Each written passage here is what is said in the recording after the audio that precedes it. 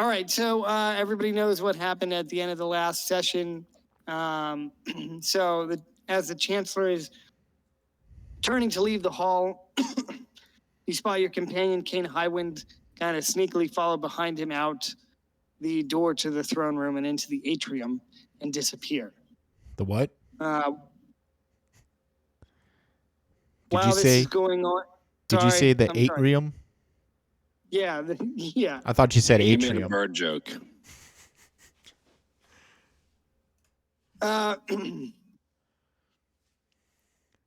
So after the chancellor leaves, the king addresses everyone and says, eat and drink to your heart's content, but he must excuse himself for the evening.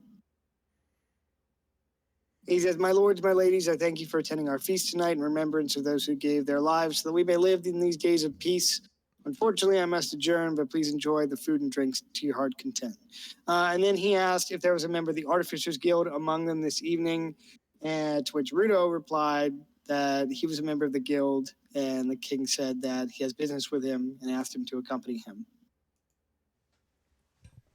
And he led you all out this hallway here and up a set of stairs into the War Council.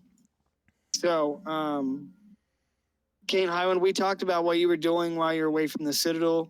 So let me know whenever you want to resolve some of that or on your way back or whatever. The rest of you, if you have anything you'd like to do prior to the start of this meeting, let me know. Nope, nothing that we haven't already discussed.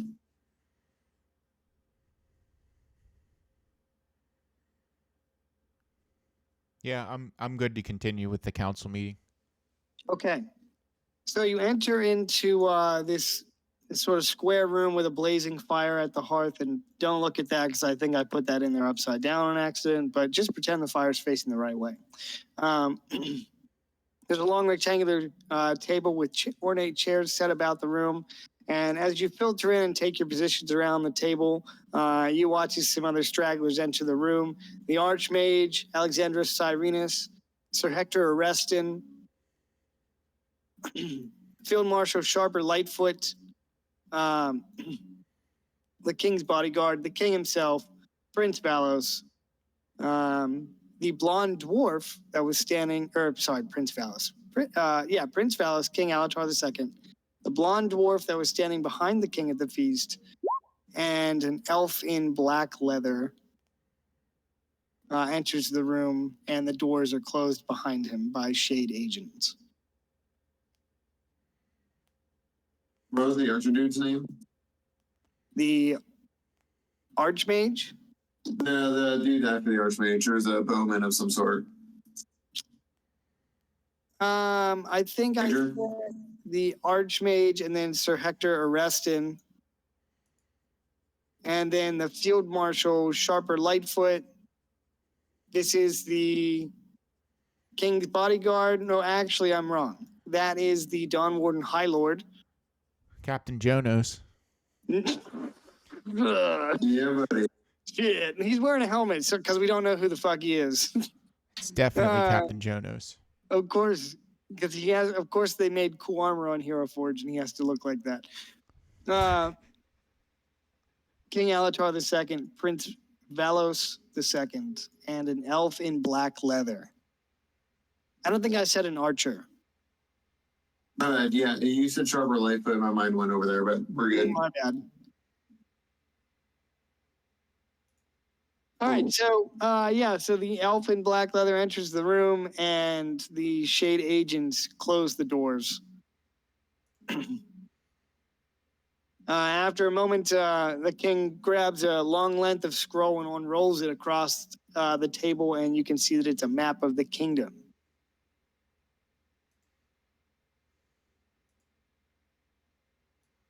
And I just need oh, here's a good one. This is my old campaign map.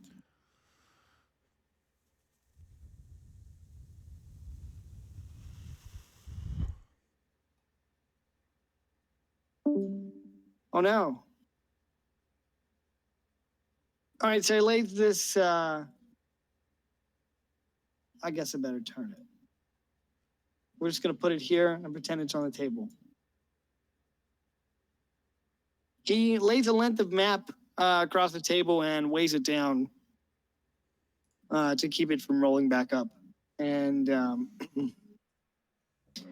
everyone in the room is silent for a moment, waiting for the king to speak. And he stares at the map for a long while and he says, my lords, I fear that war is upon us, whether we long for it or not.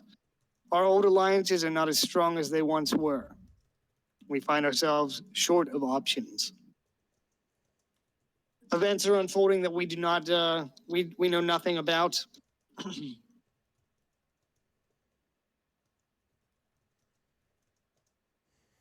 And give me 1 second.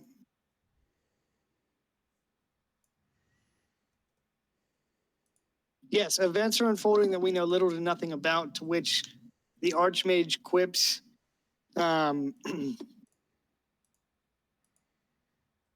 perhaps if our intelligence services had gathered a little bit more information, we would not have been caught so unaware.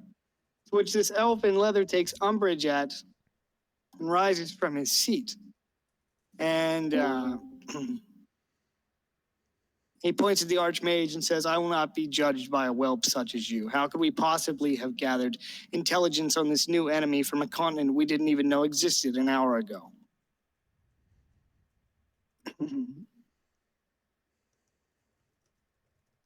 Sharper Lightfoot, the field marshal to his right, looks at the king and says, Sire, how do we know we can even depend on the strength of the dwarves to come to our aid? I trust none of you have forgotten the events of the last war. The madman Jonas Elwyn betraying the king, seizing power, and proclaiming himself emperor. The elf again scoffs at Sharper Lightfoot. He says, have I forgotten? I was there. The High Lord was there. And he turns and he points at the Archmage with an accusing finger. Where were you? Still at your wet nurse's teats, no doubt. So this arguing goes on back and forth for some time before the king rises to his feet and slams his hand on the table. My lords, enough. Now is not the time for this petty infighting. To which the Archmage and the elf in leather issue their apologies. The king continues, my lords, we're now at war with forces too terrible to yet comprehend. This infighting will not do. We must proceed forward with one mind. To that end, the delegates from Ashmark, though invited, were not present at the feast tonight. What's more, Lord Peter Ash was due in the capital tonight for the feast. I know he wouldn't have passed up the chance to see Visenya and the children. His absence is troubling.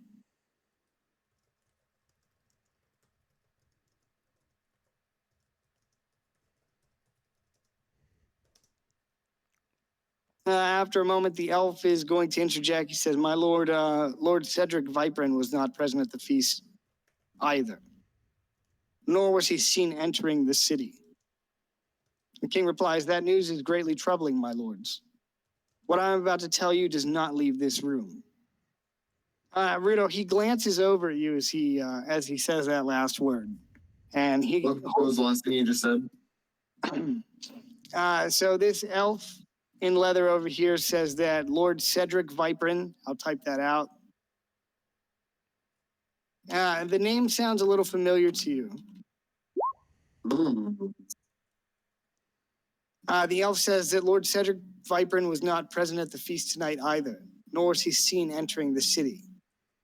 I had men present at every gate. King weighs the words for a moment and nods and says that news is greatly troubling, my lords. What I'm about to tell you does not leave this room. And when he finishes saying that, he looks right at you, Rudo.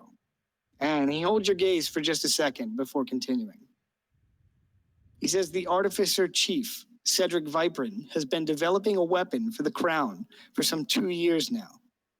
Due to the secretive nature of this new weapon, Cedric moved to develop it outside of the city at his keep on the borderlands.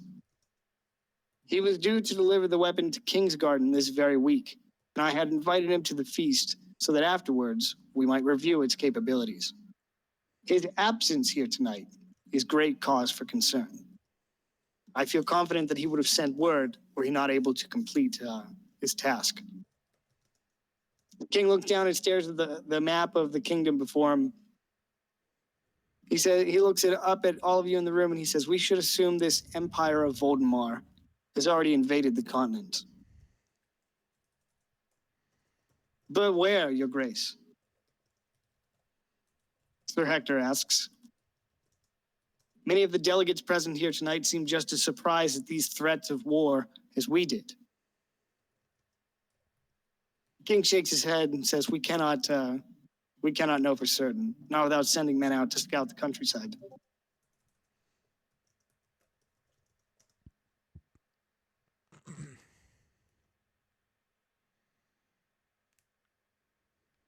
Sorry, I lost my place. I was looking at the Discord chat. Nothing good going on there. Continue. Okay. So I forget what I was saying. He asks, somebody says that they, where would they invade from? Because all the other delegates seemed just as surprised at these threats of war. To which the king replied that they can't be certain without sending men out into the countryside to scout. More importantly, my lords, is we cannot allow this new weapon to fall into enemy hands. He glances around the table and he says, I want to send a team to Vibrance Keep with instructions to recover the weapon. I'm hopeful that some of you in this room will undertake this task. It is of the utmost importance to the kingdom's security. He looks back at you, Rudo, and looks at your companions and says, as a member of the Artificers Guild, I had hoped that you would acquiesce to my request.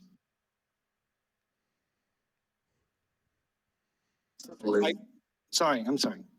No, yeah, he'll just nod and he'll gladly accept. He nods at you, and you see a glimmer of hope in his eyes as he nods at you. And he gives you a little smile and says, as a member of the Artificers Guild, I feel confident that Lord Cedric's keep will likely be trapped and well defended. Perhaps you're equipped to find your way through. So as you agree, the Archmage says, how are we to bring the weapon home, sire? We don't even know where that gnome bastard's keep is. To which the king replies, Cedric's keep is somewhere along the northern passage. We'll dispatch a vanguard to recover the weapon, and I'll send Captain Merivar with the Dragon Wing to pick them up. He says if he shifts his attention towards the Dawnwarden High Lord to his right, he's wearing a helmet. We don't know what he looks like. What's that? Sorry, did somebody say something?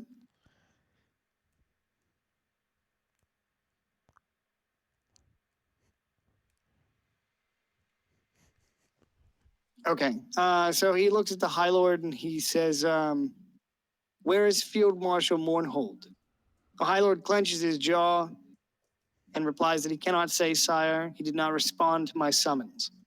Most of the Second Army is spread throughout the Crownlands, with 3 divisions concentrated on defending the Northern Passage. Here, he says, tapping the northern edge of the map of the kingdom, near Eversmeet. Additionally, we have 2 divisions holding the Southlands, near the Hot Gates. The king nods and says, what is the state of the army? To which the High Lord replies that they have 25,000 men fit and ready for duty, sire, with an additional 4,000 or 5,000 men that can be pulled from the auxiliary forces defending the frontier. He points northwest to the town of Ralston, then to the south into the heart of the Westerlands. He says, but pulling these men away from the border would leave us dangerously vulnerable.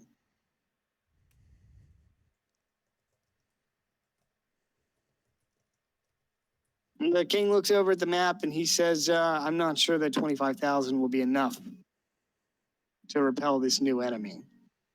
If they mean to conquer the continent, we'll need more men.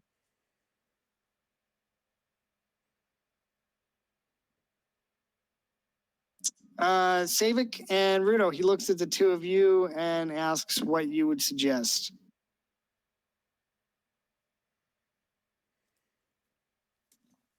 So we have men of the high gates, and you said men along the northern pass. Is that where the bulk of them are? So most of the Second Army is stationed within the Crownlands, defending the northern passage, which leads into the Northlands, and defending the southern border at the Hot Gates that protects the kingdom from the border with Rusvar. And the king thinks they might need more men.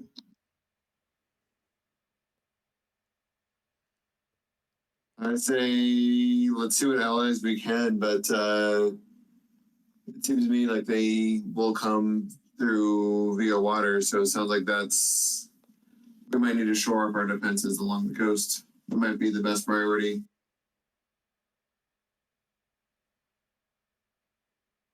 King Alatar nods at your assessment and looks at the High Lord.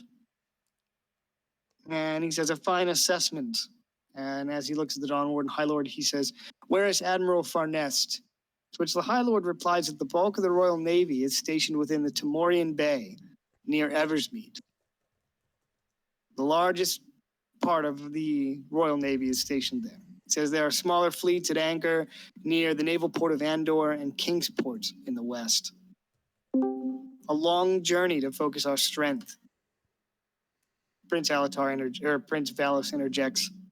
Our navy is scattered with little hope of reinforcement if they're suddenly attacked.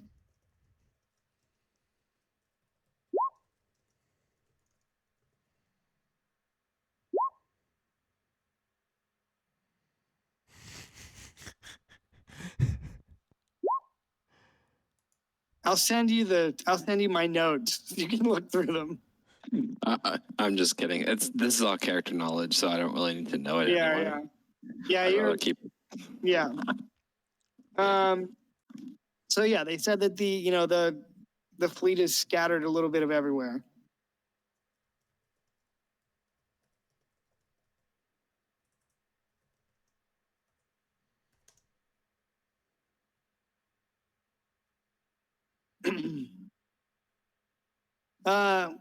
So the king nods at the High Lord's assessment and says there stands the issue of where to deploy the First and Second Armies.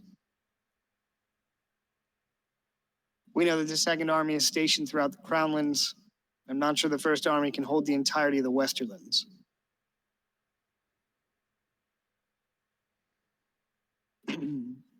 Field Marshal Lightfoot is going to tap his finger on the map just below the Northern Passage. He says the fortresses of Hearthkeep and the Mournhold are strong enough to defend the Northern Passage. They've defended that stretch of territory for 200 years. But if the enemy should cross the Ash Mountains and bring their entire force to bear, they would circumvent most of the Second Army or overwhelm them outright, spread out as they are. Either First Army Group will need to move in to support, leaving the capital and the Westerlands vulnerable.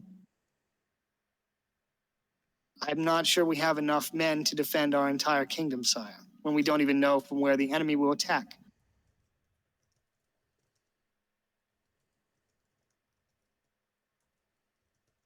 The king's gonna scratch at his chin, and he says we could supplement our forces with mercenaries. Many of the companies these days run as professional armies. It's expensive, but better that we should hire these fighters for our own than the enemy.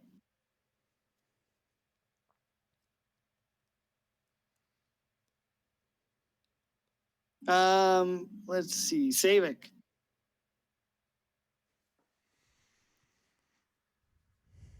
Yeah. Have you any knowledge of mercenary troops? No, not particularly.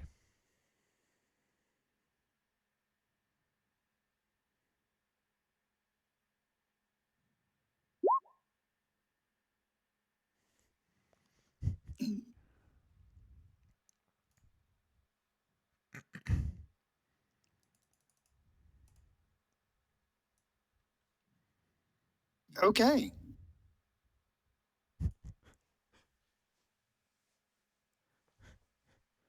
Roll credits. That wasn't even a no. That was just its complete silence. No, I said I know that I don't possess any particular knowledge on mercenary troops, especially the material plane. Sorry, you cut out there. All good. All right. Well, after you say that, the king will nod. He turns to this dwarf in orange robes with this long, flowing golden yellow beard, and kind of mumbles something under his breath to him.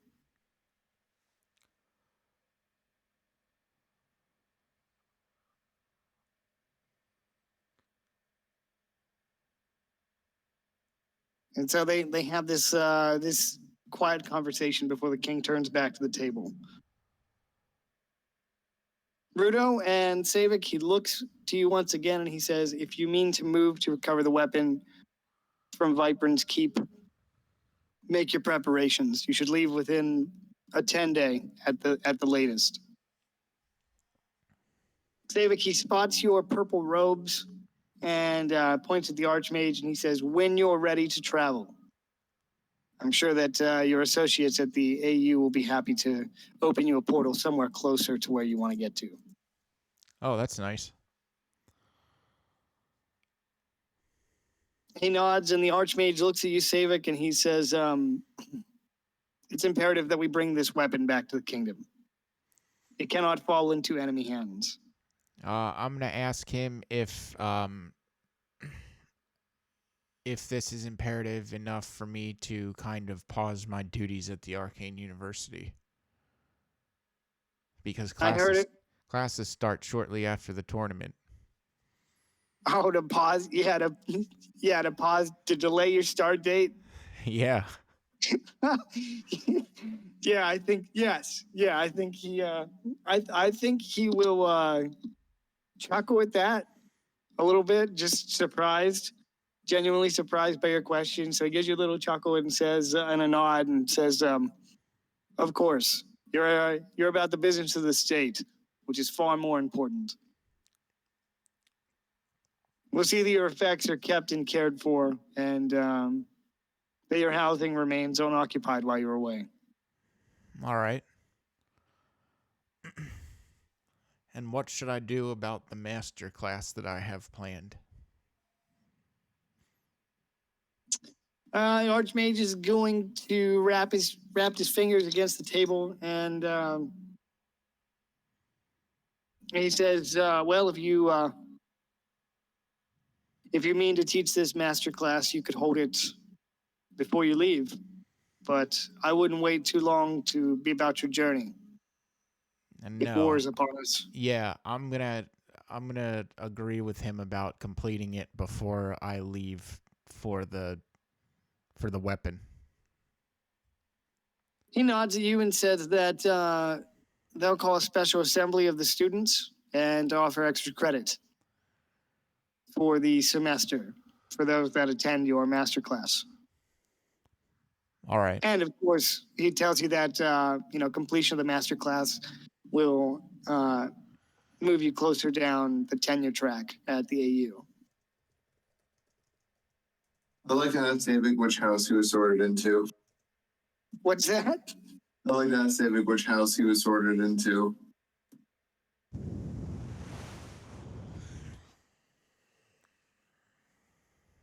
I wasn't sorted into any house. But if I was, it would have to be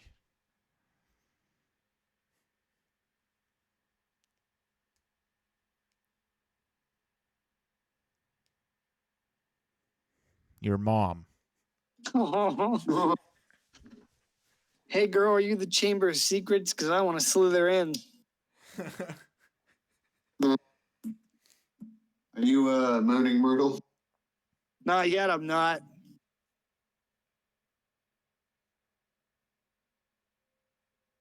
That reminds me of this joke I heard one time walking through Ironforge. This guy was like, and then I said, "Hey baby, you got a little dwarf in you?" And she said, "No." And he said, "Not yet, you don't." Guess you had to be there to appreciate it. Heard that one many, many times.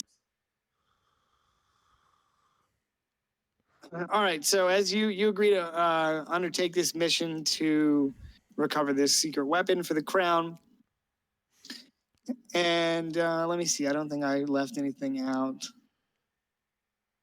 You didn't say what the weapon was. It's a secret weapon developed by the one of the chief members of the Artificers Guild. Is it a Very machine gun? longbow.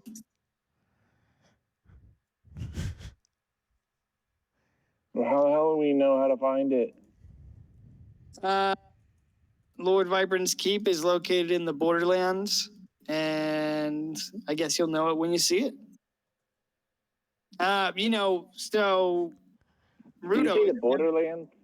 the Borderlands, yeah. Like the module, the Borderlands? Keep on the Borderlands? I mean, like, if that's what you want it to be, I can make it that easily.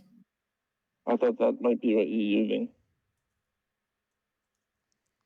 I just meant the Borderlands in general, but I could definitely make it that. But if you know about it, you don't know anything about it.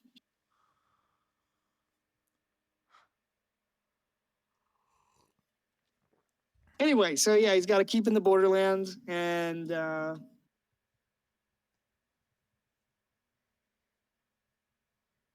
yeah, he's been developing a weapon for the crown for 2 years and was set to deliver it this very week and did not arrive at the capital. So where exactly are the Borderlands? Where exactly are the Borderlands? Think of them as like the transitional zone between nations. You know, like that area of unclaimed land. Like, I guess Mahuglamal would technically be considered like in the Borderlands, or you know, like the Northern Passage that stretches from Oralis into the Northlands, and you know. Yeah, so do we know which Borderlands? Like, I don't know if I'm traveling north, south, east, west. Oh yeah, so they said that his keep lied in the Northern Passage somewhere. Oh, yeah, it was near. Okay, cool. That's right. Do you need me to? So that, you know, that's like north. Sounds good. So like north. Can you see that? Yeah. Is that North? North. North, bro.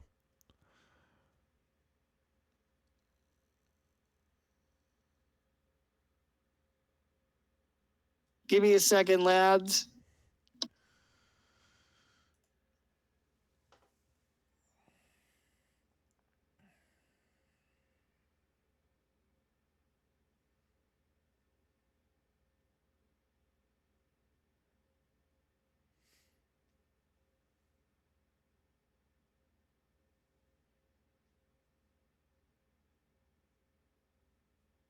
All right, I'm back. Does anybody have any questions about the War Council? Because I don't just want to be long-winded and talk. Because I could talk more, but I don't think.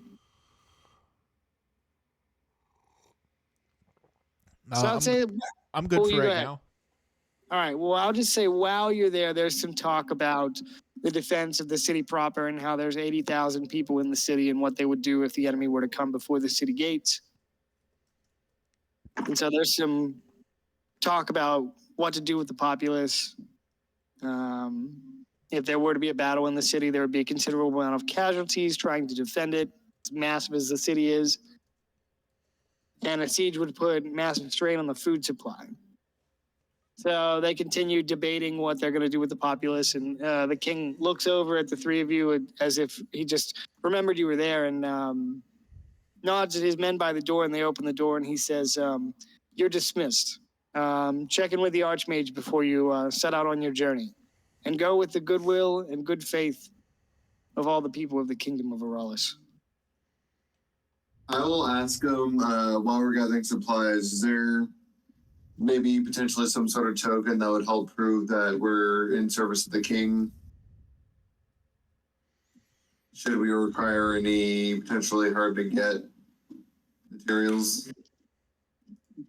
He nods, and he looks at the Dawn Warden High Lord and then at the elf here in black armor, and he stands and he says, Grandmaster, and the Grandmaster over here stands and fishes into he's wearing this leather overcoat. He fishes into it, and he's going to slide something across the table for you. Perfect.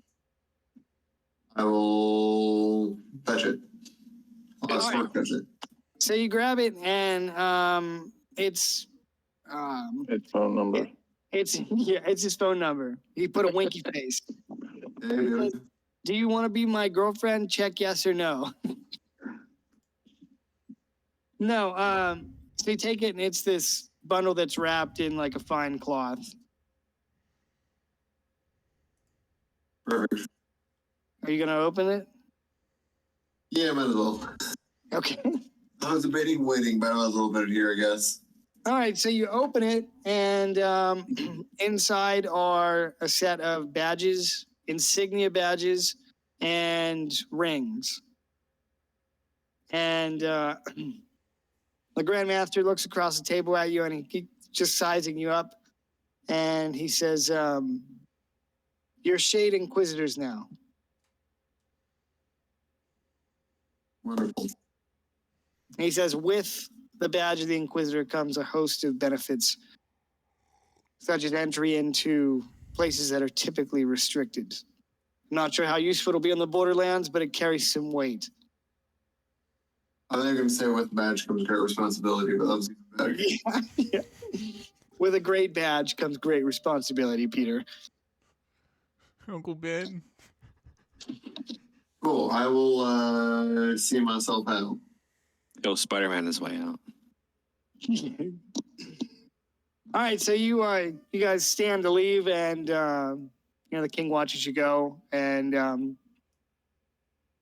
Savik, the Archmage, nods at you as you leave, and he stands and whispers as you walk by to come by his office before you leave on your journey. Okay. If you'd like some extra credit, wink, Don't wink. forget, yeah. How bad do you want that tenure track? Not that bad. Savik's like, shit, I need to find Selena Babel Spark ASAP. Yeah. All What's right. up, girl? Sorry, did you say something, Kane?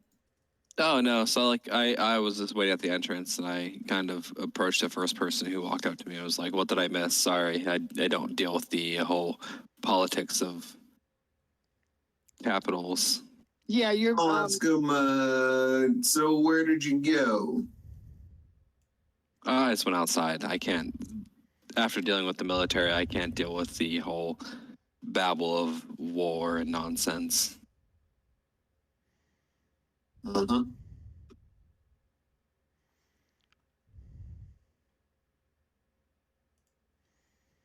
You didn't miss much. We're being sent on to retrieve something. Just anything in particular, or? I think we'll know it when we get there, but otherwise, we don't have much info yet. All right. Sounds good.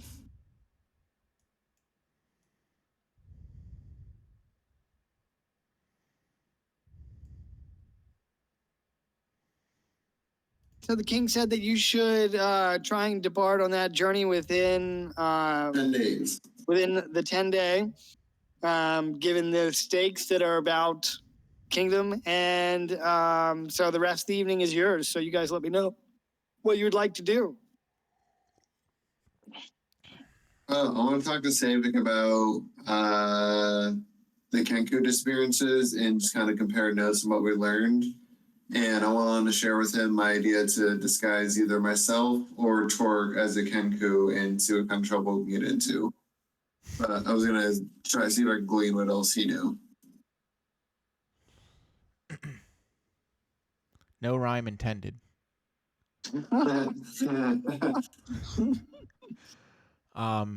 Okay.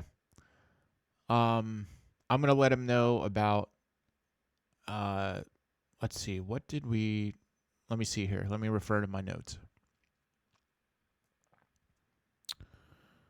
What am I? I believe yeah. We should ask the Royal Theater Company. I think that would be our next step in sort of finding out, who might be behind this. Also, it seems like it might be someone that has a grudge against the hero Thistle of Oakenspire. Oh, yeah. So if we were to check with the Royal Theatre Company, we might be able to find more about the play. Also, I'm sure that there's a bard that perhaps specializes in that sort of tavern tale and play. I've played Final Fantasy IX. I know where this is going. I'm gonna be your canary. All right, so I Oh, will. you dagger. Cool. I guess I'll just tell Savik that I'm down to. You can have the night if you want, but I'm ready to move on with this whenever you're ready.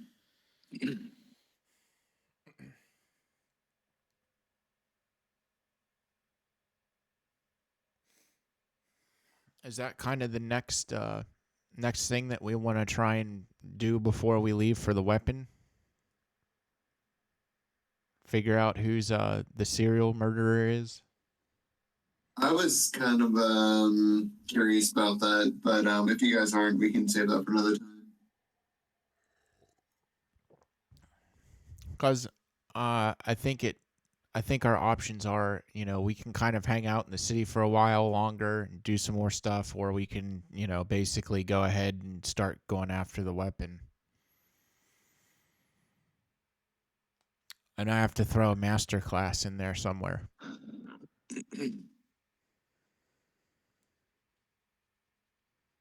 What do you have to do for this masterclass? Well, here's what I would like to have. I would like to so I have 2 cursed objects. This particular master class I would like to do, the first one is removing a curse from an object, or removing a cursed object from person, and then the second would be banishment of vengeful entity and sword. Oh, that seems like it could be potentially useful for this other quest. What kind of timeline how much time do you need for that? Well, I basically have 2 days left before the cursed object, the cursed necklace that I have, kind of takes hold of me. So there's a time limit on it.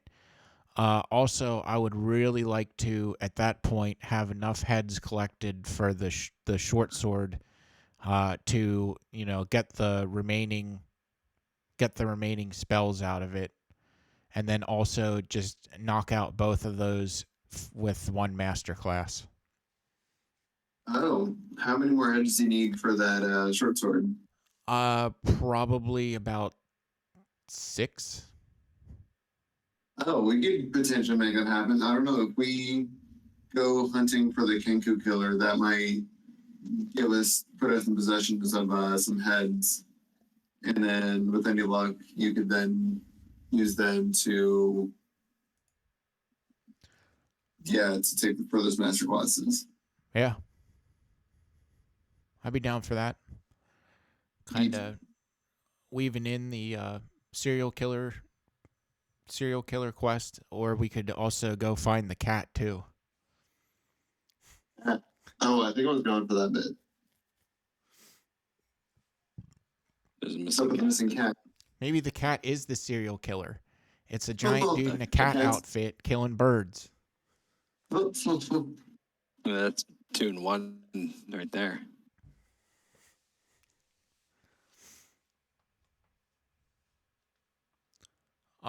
So I guess I'll go ahead and start making my way back to the Arcane University to kind of reacquaint myself with the cursed sword that I carry.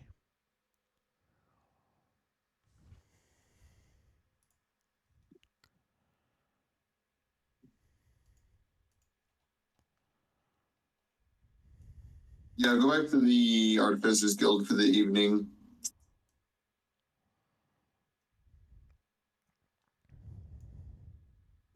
And I'll work on the battering, but we can figure that out offline. But that's just what I want to do at this time. Wait, Wes, where are you going? I'm going back to my arcane quarters at the university. Okay. Does anyone want to check up on? Is there like a Bard's Guild around, Klein? Or I guess the Royal Theater Company?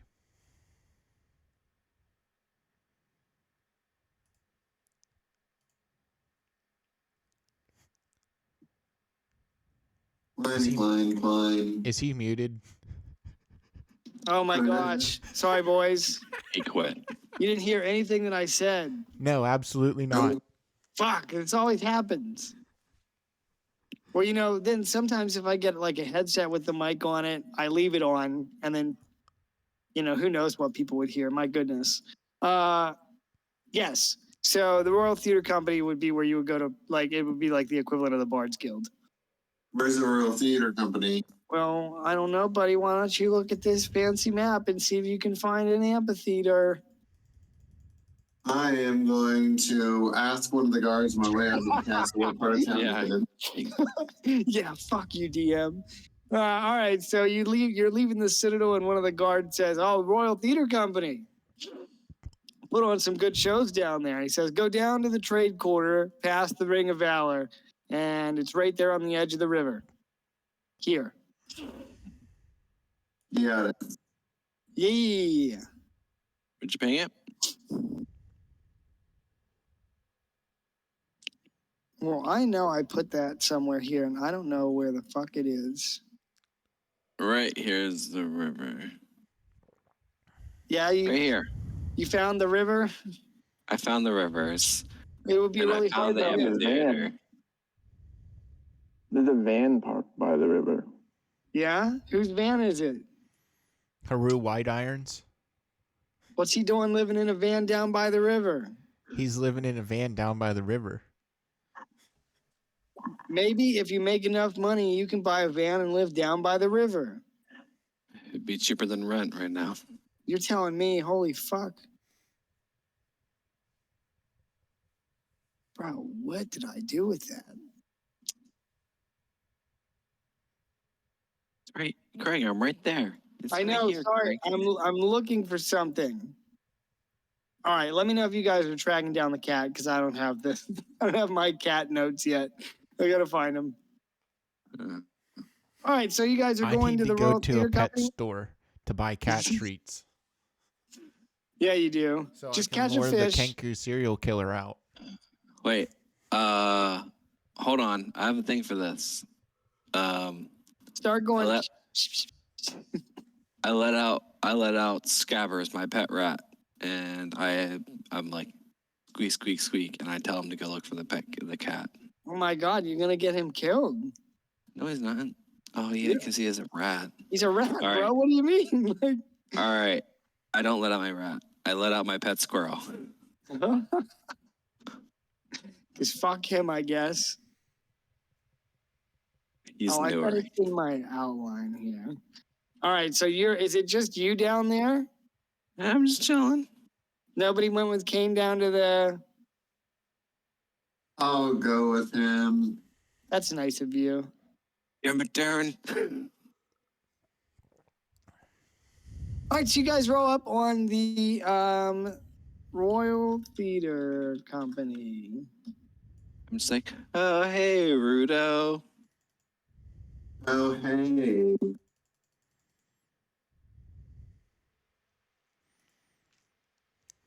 I show my pet squirrel. Okay, well, this is what the building looks like. So you come up on what looks to be an extravagant and luxurious building. You go through the outer wall, and the interior is richly decorated on the walls and the ceilings that lead into the amphitheater, the Royal Theater Company, whatever it is. Rows of comfortable seating and a large stage surrounded by velvet curtains lie at the other end of the building.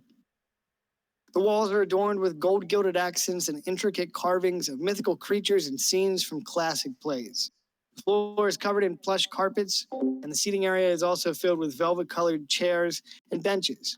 At the center of the stage hangs a large chandelier, dripping with crystals of varying size and shape and color, and other fine decorations.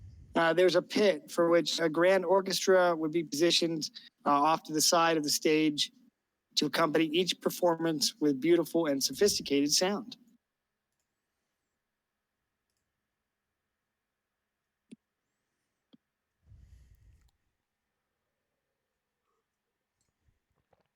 All right, so it's late. You guys were at the Citadel partying it up, and you come down here, and it's probably like sometime in the evening, maybe like 8 or 9 o'clock. Cool. Oh, so this is probably an outdoor. Is this an outdoor amphitheater? I take it they just do everything right outside. Yes. Is there anybody around that I notice immediately? So if you're in like the main area, you might see maybe some elves, half elves, just kind of cleaning up and make sure everything is in order. Let's see. Let me look at random characters. I roll for entertainment. What are you gonna do? I just want to roll for entertainment. Am I entertained? Ask Russell Crowe. All right. Okay, you see a female human. I'm entertained.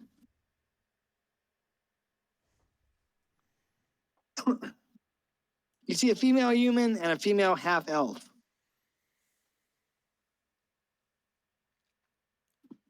The human looks to be in excellent shape, well dressed, wearing a set of dark white robes with a white undershirt and a brown hat in the Tudor style.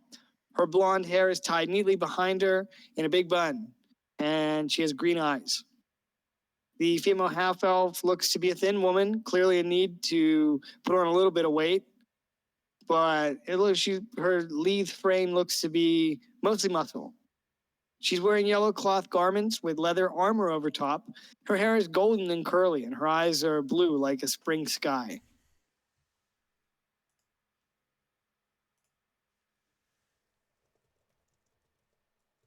That's what you see, Bruno. 2 women.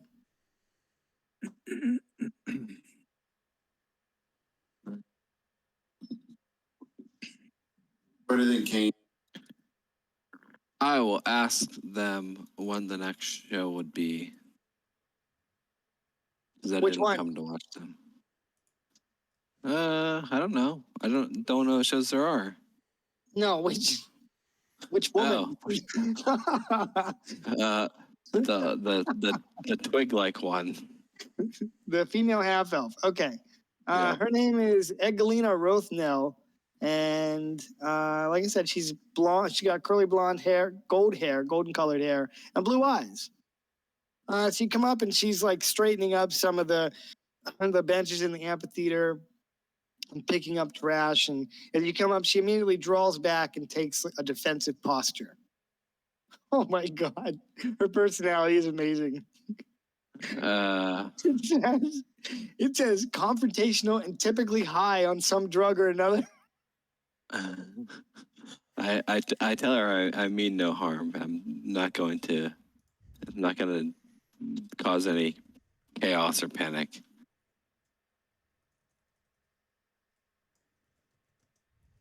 Do I have to roll like a negative intimidation check at this point? No. So what was she busy doing when you approached? And you said she was cleaning up, or was she doing something else? She was straightening some of the benches in the amphitheater and cleaning up some trash that was left underneath. I'll use my lance and just pick up some trash for her. Okay. All right. Like a So trash picker. she stares at you warily and then finally relaxes. And she says, "Apologies, sir. I don't see too many of your kind around here, meaning no offense." Oh, none taken. I understand. We don't typically leave where we were born from, but the Dawn Warden has brought me here. So I was curious when the next show would be. She kind of brightens up at that a little bit and says, veteran. You can say that.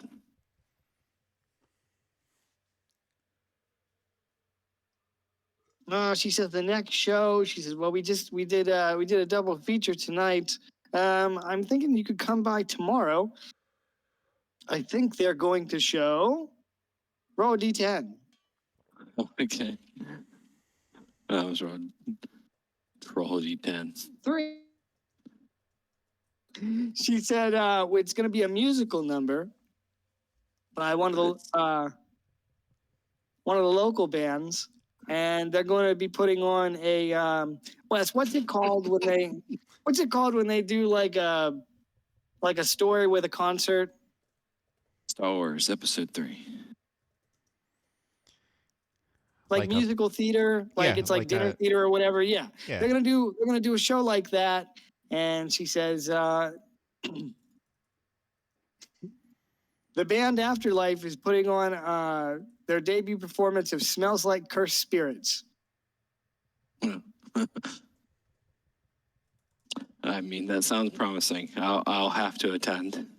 And she says you might want to bring earplugs. Their style of music isn't really for everyone.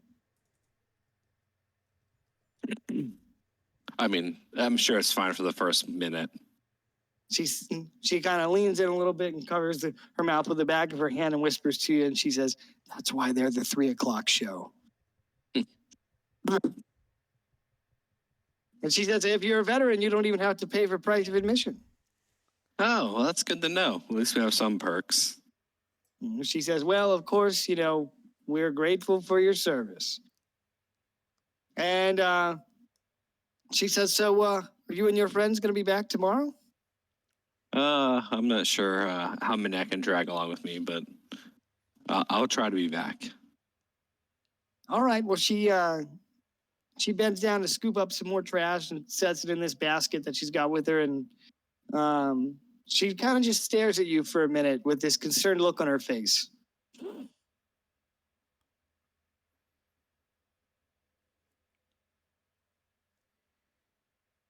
And then? And then Do I have something on my nose? she's looking at you like this red panda.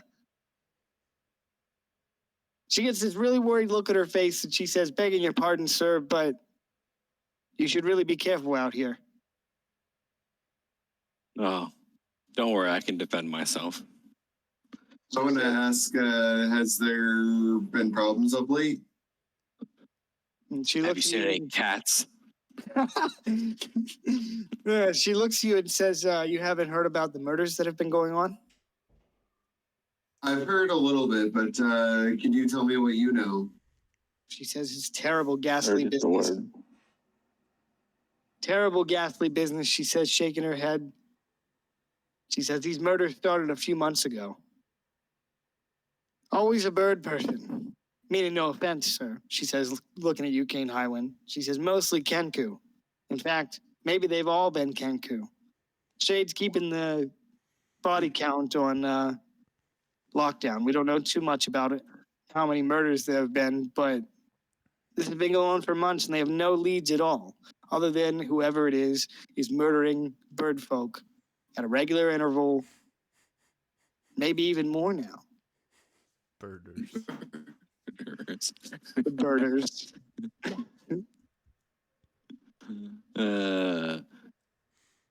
She says you should speak with well, she stops and thinks for a minute. She looks up at the sky and says, well, I don't know if he really speaks. One of our bards here, his name is Eloquence. He's a Kenku. And despite our warnings, he comes in to work every day. He'll be here tomorrow. You should come by and speak with him. I think he's lost some people that he cares about, some of his own people. I've tried to dissuade him from coming in, but he says that as soon as he stops living his life, whoever's out here murdering his these bird folk wins. Oh, I can't blame him there. Well, thank you for the word of caution. And I'd like to ask if she knows where Eloquence lives or whereabouts. She nods. She says he lives over in the South Commons, just down the street from the Crowbar. There's a lot of Kenku that live in that district. Yeah. I don't know if you heard, the Crowbar was hit pretty bad with a rash of murders recently. I've heard, and I'll say, I'm still getting used to the city. Can you point me the direction of the South Commons? Is that this area here? Certainly. So she walks up the steps of the amphitheater, and you can see over the edge of the river here. She points across the bridge here. She says, when you cross the bridge under the Commons in the west side of the city, she says, follow the bridge here. Or no, I'm sorry. I think it's here. I don't have my labels here anymore. She says, follow the bridge. When you get to the intersection that leads out the south gate, turn north, and it's right there. Thank you for her time. She says, you Thank can't miss her. it. She calls after you as you turn to leave. She says, I don't know if it's open. We heard they had 3 murders there last week. All right. I put on my black spandex and I fly over to. I fly over and I perch on top like Batman, Birdman. All right, I am going to see, out of curiosity, in case anything happens, I'm going to cast Sky Self and make myself look like a Kenku. And I'm just going to kind of casually walk around and hanging out around the corner here. He's gonna share some leg too. Chicken legs. All right, so you walk over to the Crowbar, and you can tell that the tavern is open, but there aren't many patrons about. In fact, the streets around the tavern seem almost deserted. I mean, there are people about, but they're keeping their distance from the building, almost as if it gives off some sort of bad energy, given the recent string of murders there. So, Kane, you're on top of the building, right? Yeah. Like Are you- Batman.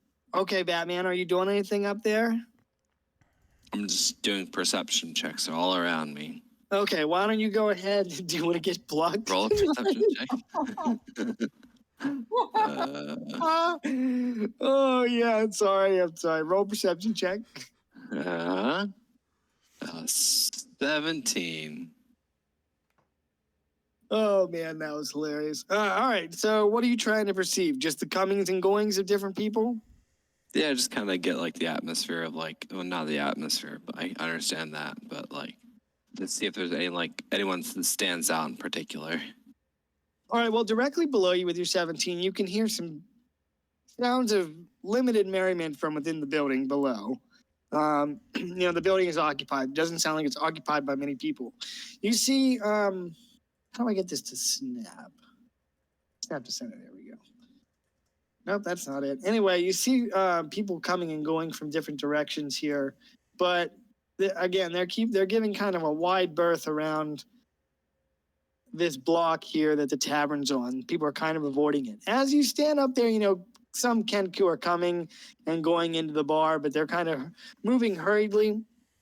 And you notice that more than a few of them are carrying a sidearm of some sort. In this case, that'd be like a sword or a club or just a weapon to defend themselves. You can tell from their gait that they're favoring their one side as if holding a weapon on their belts. You see a variety of different races come through. Some elves, some humans, half-elves, but nothing really catches your gaze immediately. So let me circle right back to you. Rudo, you're on the ground, and as you're standing by the door to the end, you see small groups of Kenku coming and going, and they kind of look at you inquisitively and give you a strange look as they walk by. And as a group of 2 Kenku go into the tavern, one of them looks back at you and croaks through mimicry. Pretty much, he says that you should come inside. Dangerous out here. I'll just kind of nod, but kind of stand outside. And then maybe after that, I'll kind of do a lap around the perimeter of this block. How far are you going? I'm going to kind of I'll follow the road a little bit and then maybe kind of cut through this way and then do that. And then maybe I'll do it twice. Okay. All right. So you're going to loop around the block twice. I'm going to come right back to you. I want to check in with Savik because he's at the AU right now doing his stuff. So. Word. All right. So we'll fast forward up here to the north part of the city into the Arcane University, and where Professor Bloomline is up there. What are you doing, sir? I'm just gonna hurry up and quickly take the cursed sword out of its stasis and, sort of reacquaint myself with that, and then just kind of make sure that nothing has been disturbed in my quarters, and then start making my way back to catch up with the rest of the group. Okay. All right. So you take your you take your weapon out of stasis, and as it reawakens, sentiently, it calls out to you that it hungers. And as it says it hungers, it reminds you of our bargain.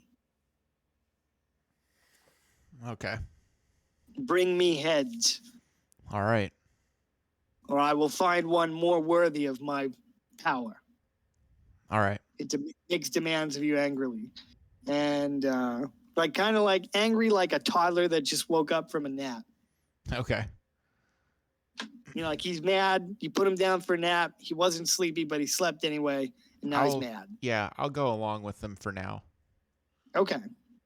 As far as your man. quarters, they don't look as if they have been disturbed. Okay. I'll go ahead and lock up my quarters, and then proceed to meet up with the rest of the group in the south. Okay. Here's something I was thinking about. Maybe when you lock up your quarters, the house or apartment you live in, maybe the door disappears and you can only open it if you have the key on your person. That's What cool. do you think about that? That's pretty awesome. Cool. Let's go with that. I was just brainstorming this earlier. So you lock the door and the walls just kind of meld together as you pull the key from the lock, and the door disappears. Arcane University shit. Yeah. All right. So so you can take the sword out of stasis and you leave your quarters. Dave, I don't know if you're around or not. So I haven't really Well- asked you much of what you've been doing. That's okay. I'm kind of hanging out and I'm studying at the same time, but I'm kind of here. Okay. If there's anything you want to do, you just let me know, okay? I'm not ignoring Sure. you. At least not purposefully. Yeah. All right, so we'll pivot back down here. Kane went AFK, but I'll say from the roof, Rudo, he sees you start making these laps. And you said you're going in kind of this direction Yeah. twice. All right, so you're making you make the second loop around there, and give me a second. Why don't you make a perception check? Oh boy, what do I have for that? Okay. Where's I might have to pull this guy up here. 15. 15. Can you just see Rudo walking off? Do I notice any figure in particular that might be it seems like he's following him? Just wait. Yeah. Okay. All right, Rudo, so you rolled a 15. All right, so you make this turn here to come back down towards the tavern. So you're at the edge of the block, and you can hear somebody call out to you in the distance. Ooh, do we hear it the same? Yeah, it's kind of a whistle, but All right, I will pause and kind of look in that direction. all right, give me a second. I don't have a token, like a nub.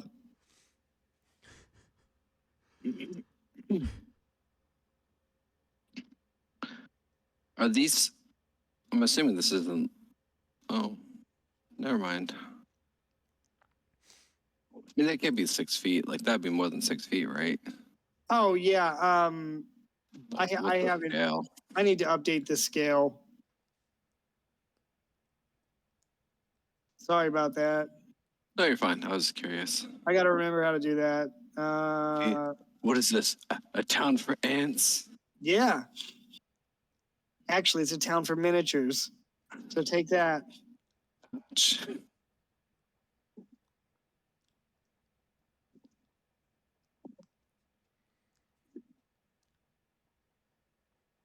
I'm sorry, Darren. What else did you ask me? I don't think I was just gonna kind of pause and look in the direction of where I heard the noise. Okay, it's coming from the northeast or northwest. Yikes. Yeah. Cool. Why don't Sork is kind of trailing just like a little bit behind me, but I'll just kind of like head in that direction. Okay. All right, so you follow after the whistling, and why don't you make a perception check, Kane, to see if you notice anything? Okay. All right, so you come after the Do I get an whistling. advantage because I'm on the roof? Never mind. I'm fine. Can you see at nighttime? No, I can't. All right, well, yeah, 20 will do it. All right, so you see Rudo as he turns to come back down towards the inn, kind of turn back and veer off to the northwest. And Rudo, as you're walking up the block there, your interest peaked. You hear this whistle again coming from down here, and this time a voice that says, hey, over here. Okay, I'll keep going. Also, do we have any sign of saving yet, or where is he at? He's I mean, making I'm- his way from the AU, which is going to take a little bit of time because he's on the other end of the city. I mean, I'm on the roof. Can I take flight like 50 feet up, like as my movement turn, and just kind of like, be a bird and like circle around? Sure. Man, they don't have low light vision. That's bullshit. Like, fucking birds can see in the dark, man. Can they? Yeah, fucking Owls birds can can. see all the time. All right, so I take. I'm like. Should have rolled I'm an like, owl folk. I should have. I'm like. Then you I'm could like turn your- 100 feet in the air. You could turn your whole head around too and not die. Isn't that nuts? Yeah, owls are crazy. Anyway, but I'm up above, like just kind of soaring the area. UT.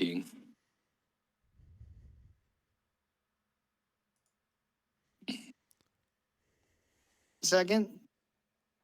All right, Darren, or Rudo, so you walk up towards the voice that calls you, and you turn to look down, and there's a dark alleyway between you and the other end. Oh, nothing bad could possibly happen. I will go down the dark alleyway. It sounds like a fun time.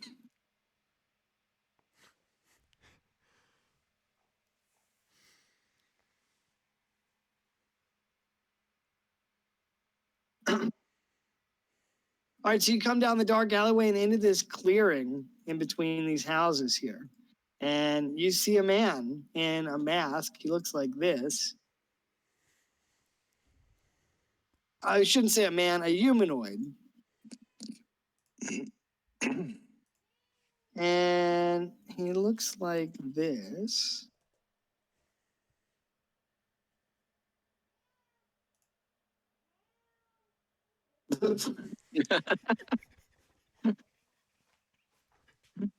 He's well dressed and man, would that be some shit?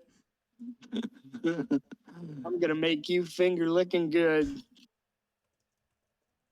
Hold on, I might need to retcon my. You miss They your don't have- opportunity to be so they don't- serious. They don't have a. they don't have a stat block for him, unfortunately.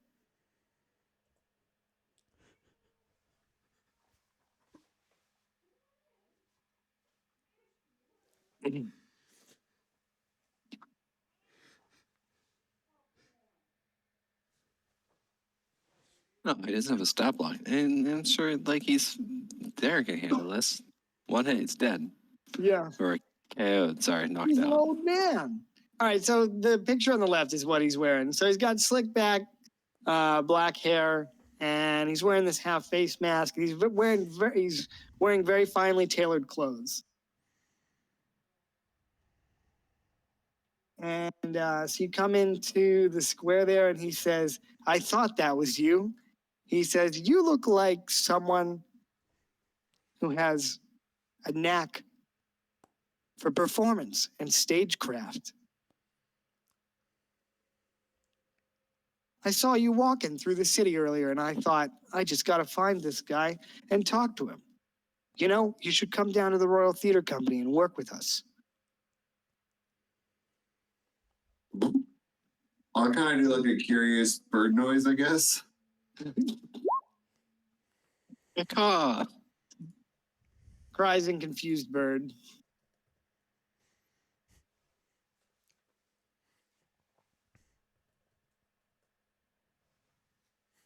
What? So I have like 15 tabs open. Very good, dude. 1, 2. All right, so you make some bird noises at him, and he says, well, come here, step into the light so I might be able to see a little bit better. I will do that.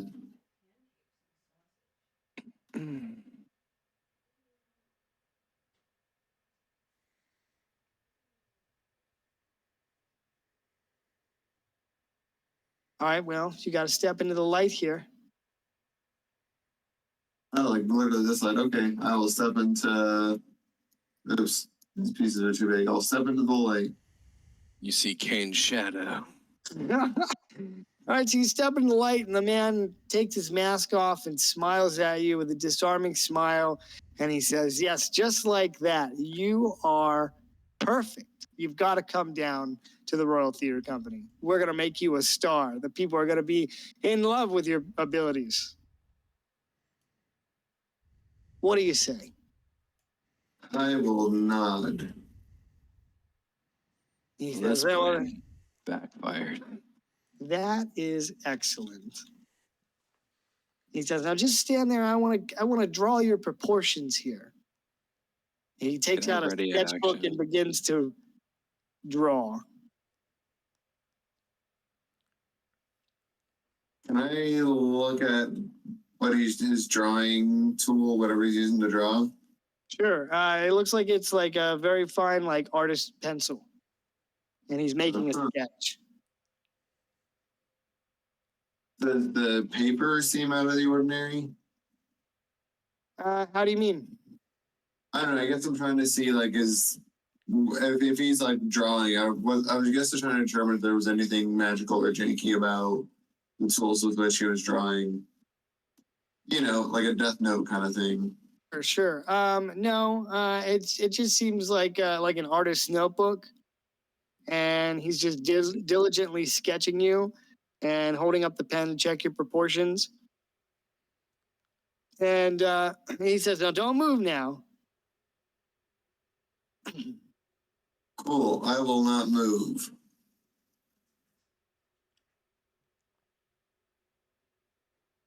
All right. He says, I'm almost finished here. I just need this so I can tell my friends back at the theater company about how you're going to come down there and work with us. So he keeps drawing you a little bit, and he says, that's just a little bit more perfect. And he looks behind you at Torque, and he says, who's your friend there? I'll just shrug. He says, well, sorry, friend. He calls out a little bit louder. He says, the offer is not for you, so maybe you should move along now.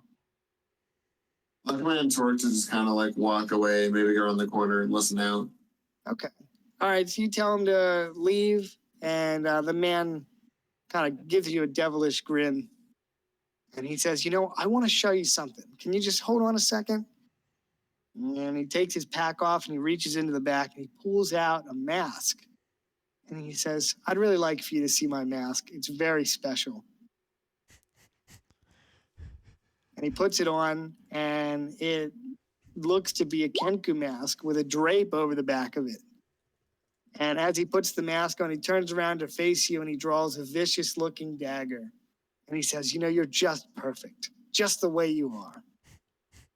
And he's going to point at you, and you need to make a wisdom saving throw, Rudo. Oh boy. I hope your wisdom's better than mine. Savik, you're probably about 2/3 of the way there. Okay. I will use. I'll add 4 to that to make it 16. Using my whatever it's called, Flash of Genius. 16, let me look at his. That's a myth. With a 16, you fail and are hit. All of a sudden, your muscles tighten up and you can't move as you're hit with hold person. All right. I'll do a jump attack onto Mr. Coltman. Okay, you can roll with initiative or you can roll with initiative. You can roll with advantage because he's unaware you're there. And Rudo, why don't you roll for initiative as well? Okay. 18. I have a question about this particular quest. Is this dude? Is it? Is the contract dead or alive? For bringing him in, or is it? Yeah. I mean, I would just say if you're going to try and bring him in dead, you better have proof that it was him. That's good. West needs a head. Because if you just show up with a random dude's head, they're going to be like, well, how do we know that this is the right guy? All right. So, Dave, yeah, you can roll too, but you're not exactly down there. So you're going to have to start making your way over there. I just want to make note that all my attacks are unlethal. Like, I'm not trying to kill him. I'm trying to knock him out. Okay, nice. Very nice. And I'll roll for him as well. Ooh.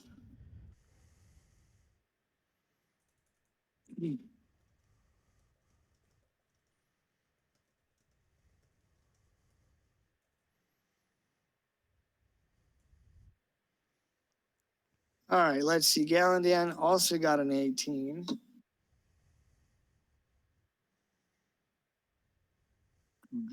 David, did you roll or are you going to wait until you get down here? I'll wait until I get down there. Sounds good, buddy. You'll probably get down there pretty soon. You're like 2/3 of the way. I got to zoom out. I don't know where your token is, but you could probably move yourself like here. Where did you ping at? Just to where the road cuts down to the side street here. Okay. Meow. All right, Kane. So did you roll your attack? Oh, no, I haven't rolled anything Okay. yet. Yeah, you can roll with advantage. Ew. Yuki. Rudy. I don't think I'll need it, but.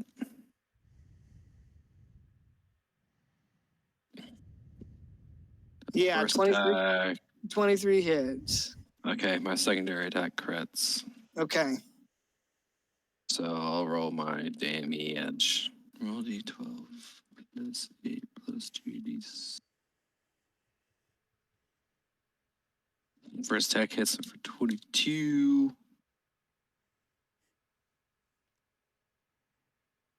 I'm gonna re-roll that too, because fuck twos.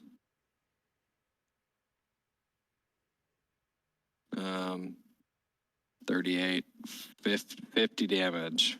I hit him for 50 damage.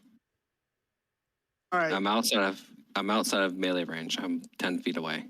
Here's what happens on your first attack. So you come down here with your first attack Mm-hmm.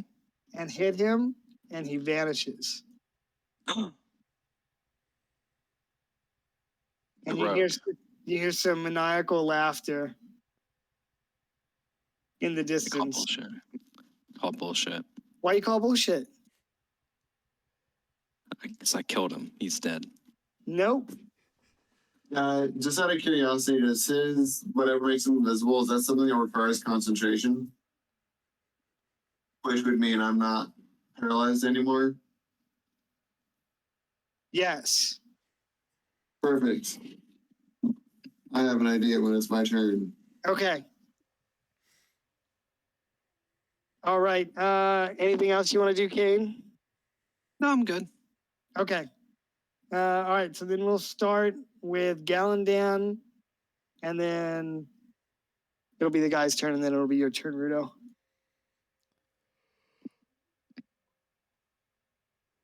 Gallandan, you doing I anything? guess I'm wandering over. I don't know how far I can get, and maybe I'm not aware of what's going on 100%, so I might not be in the biggest hurry in the world.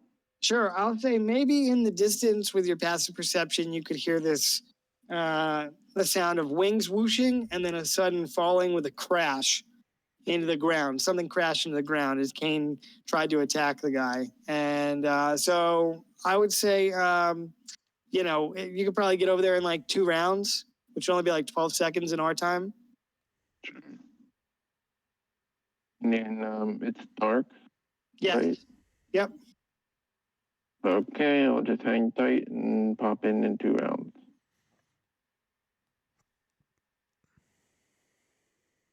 All right.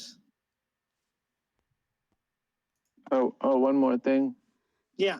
Every time it gets dark, I switch off the cloak and switch on the bracers. Do you need to attune to those? Yeah, I just kind of figured like if it was dark and we like stopped walking, I would just switch the attunement over just back and forth. Okay. But I don't know if we had do you think we might not have had an hour between the meeting and now? Oh, I mean, And yeah, I definitely think an hour's gone by.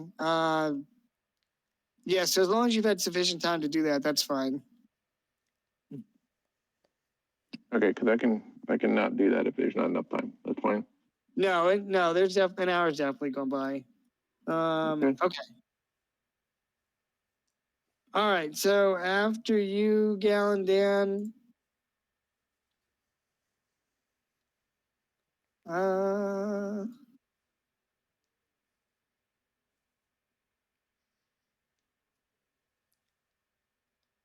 Bruno, you're standing in the courtyard and your limbs free up and you're not held anymore. And as you look around, you can see these 2 guys slinking out of the alleyway here into the courtyard you're at. All right, I'm gonna cast See Invisibility. Okay. It's only on me, but I can see for the duration. I see invisible creatures and objects as if they were visible, and you can see into the ethereal plane. Ethereal creatures and objects appear ghostly and translucent. So if he's somebody that I should be able to see when he's visible, then I should see him now.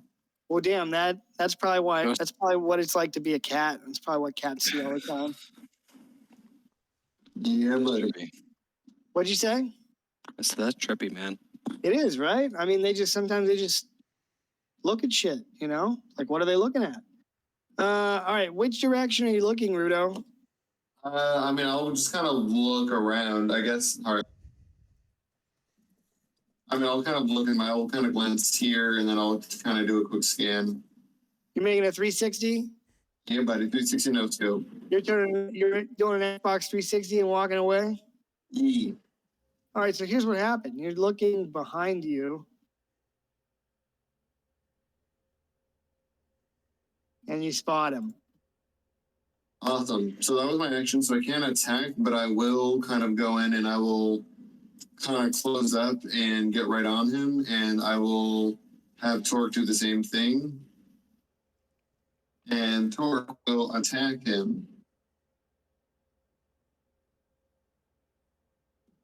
Actually, no. Torque will attempt to grapple him. Oh, shit. Okay. So he will make a... Yeah, he can make it. He can roll athletics or acrobatics to contest it. All right, so he's got to be 20. Yeah, buddy. God damn it, Torque.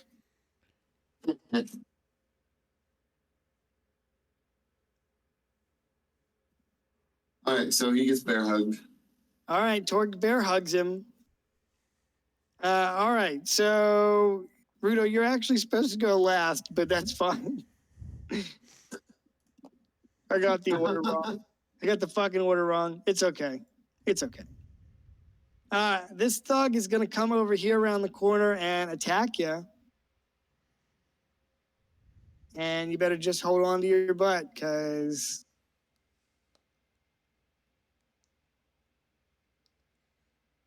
just as soon as I grab this thing.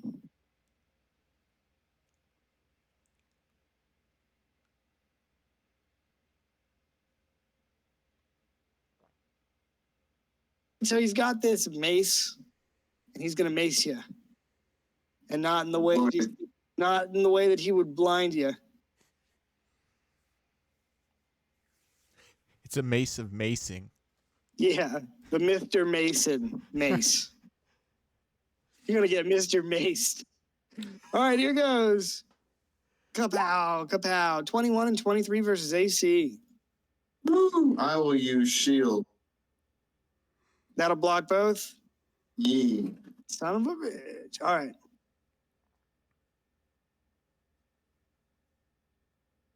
Well, that's a bummer. All right, so it'll be the serial killer's turn. Man, he's gonna try and get out of the grapple.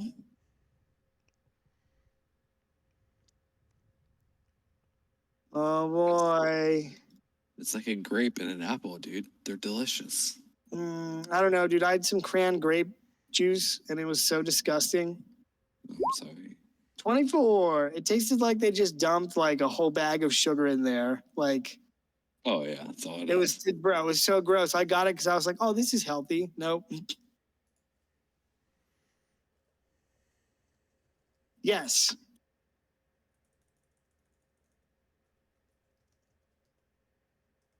All right, so that is his action, but he will. So he gets free, kind of kicks off of Torque, and he looks at these two guys advancing in the courtyard, and he's going to point at this one right here, and he gives him Bardic Inspiration.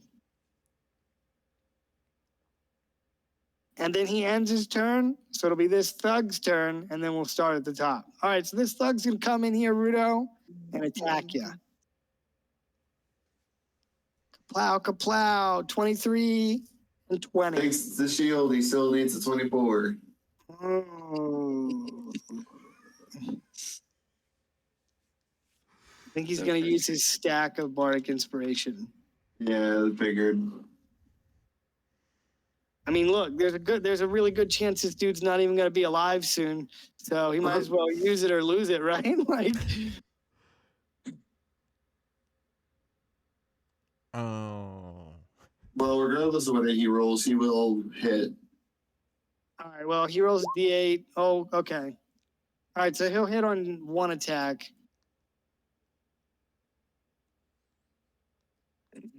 Is mace like the same as like if you're using a sword in two hands, like instead of a D6, it would do a D8? Oh, you know, I haven't had that picture up. Let me double check the damage. I don't think it has dice. the versatile property. Oh yeah, you're right. It has a simple property. Well, damn, this guy should have a two-handed mace, but I'm not going to retcon shit just for the sake of the lulls. All right, so here you go, Darren. He comes up and he's going to hit you with a skull cracker for 9. 9 demon. 9. And then he ends his turn. That's a round down. Savik, if you want to move, you can get right here. Okay. All right, so we'll start with Kane, and then it'll be Galandan's turn. Okie dokie. I'm gonna do a jump attack onto this guy here. This guy. You see that guy?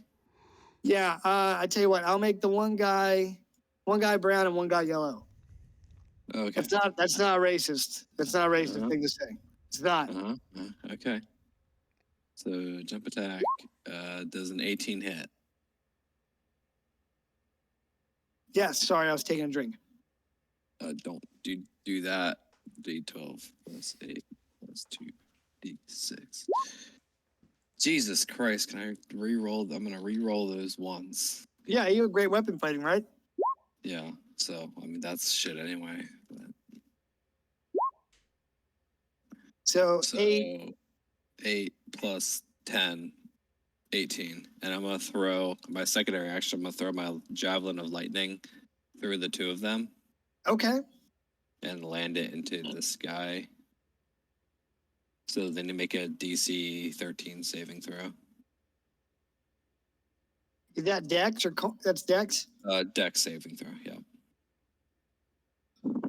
All right. 1, 2. Oh shit! Critical fail on the first one.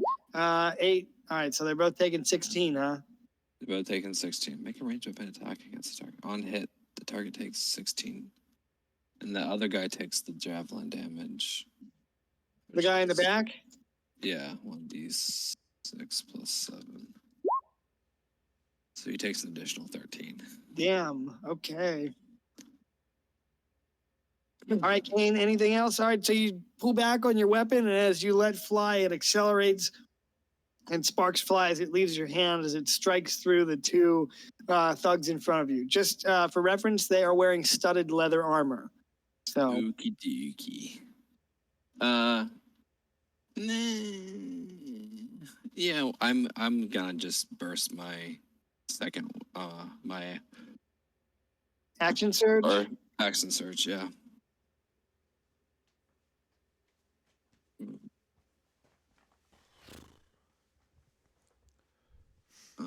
Whoops, sorry. It's not. So it's on the first guy. Does a 19 hit? 19 does hit. Okay, so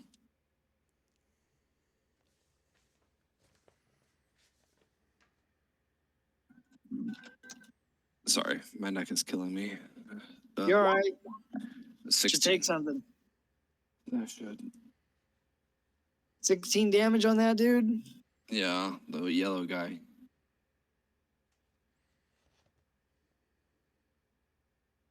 All right. Anything else, Kane? No, indeed.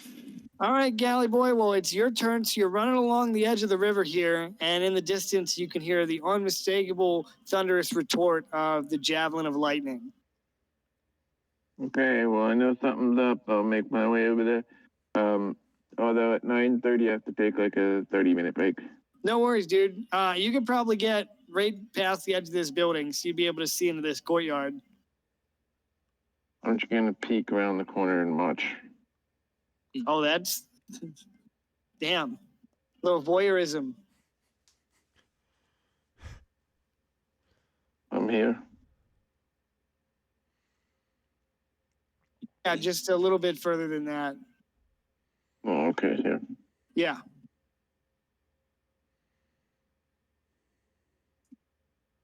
Yeah, I'll probably have to step away from 9:30 to 10. Then I'll be back. No worries. Like, here's what I don't understand about the javelin of lightning. It says the whole DC thing, but it says make a ranged weapon attack against the target. On hit, the target takes damage from the javelin plus 46 of lightning damage. Yeah, why do they have to make the throw then if there's not anything that denotes that they take, well, does it say they take half damage or anything? Well, it says on the DC saving throw, they take 4d6 damage. Oh, On a instead of 8. failed- Yeah. 46 on a failed save, they take half.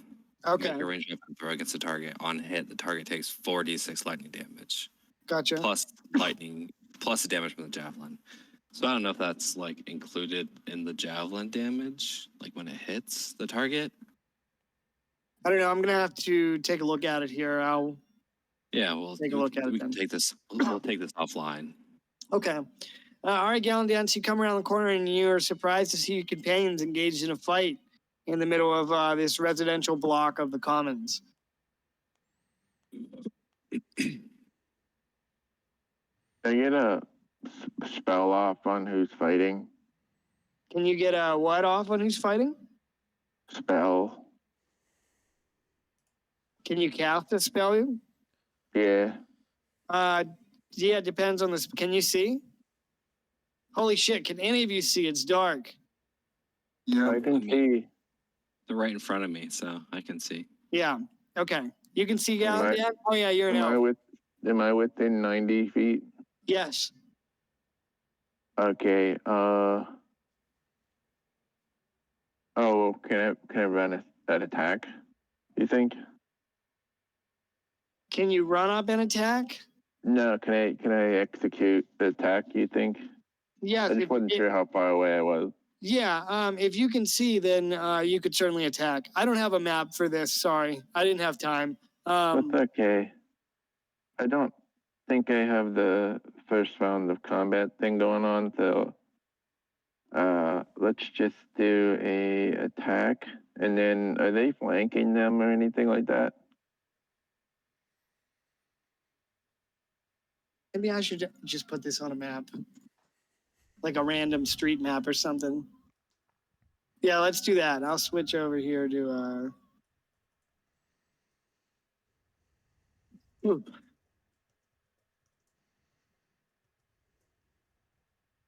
Well, I'd like the bonus action to cast Hunter's Mark on the target, and then I'm gonna attack real quick, and then I gotta AFK for a bit. All right, so there are two thugs, and then you see a dude in a bird mask. Yeah, let's do bird mask for Hunter's Mark. Okay, so I'm trying to find a street map. I know I have it here.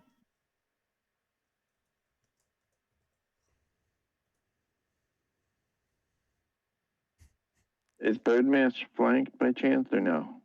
I don't think are you flanking him with Torque, Darren? Yes. I think I ran up to him and then Torque ran up and tried to bear hug him. So if he hasn't moved, yeah, we have him surrounded. All right, hold on. I'm gonna gather everybody. I found a map that works. Okay. I don't know if there's tokens on here already or not.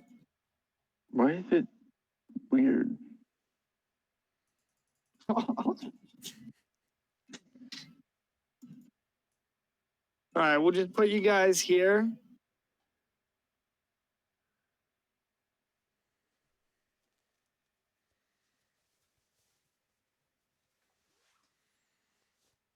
Oh, okay.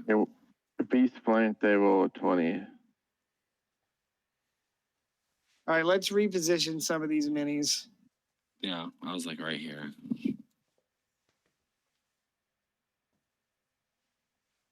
Okay, I'm gonna roll damage. I gotta go.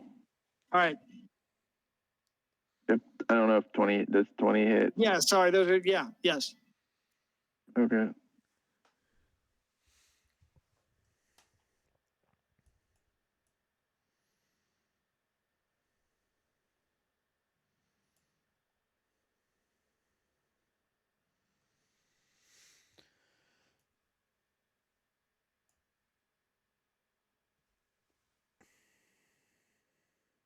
Okay.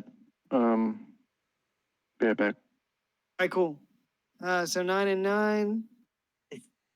18. Cool. All right, so after Gallon Dan, then it'll be one of the thugs. Rito, we're going to actually put you at the end this time. Sorry. You're good, dude. All right, so let's see. We got this thug here, and he's right behind you, Rudo. And I think, let me just look at his stat block real quick. All right, so here's what he's going to do. He's going to try and trip you on his first attack. So first attack, second attack, 26 to make a strength saving throw. You got it. And you're going to take this damage. It's just a d6 plus 4. So you take 7 bludgeoning damage from a mace. 8 is a fail. So he hits you with his mace and you fall down prone. Oh, shit. And you got the 7 damage? Yep. All right, cool. So with that, he's going to action surge and attack you again with advantage because you're prone. Oh, boy. Sorry, he hit me with the 26, yep. Is that considered a critical hit since you're down? No, he just got Because you're advantage. not paralyzed. That's right. Yep. All right. My bad. All right. So he's going to hit you again for 9 this time. So he sees you hit the ground. And he just follows through with one more hit and tells you to stay down. if you know what's good for you. All right, after him, it'll be the killer's turn. And man, you're on the ground.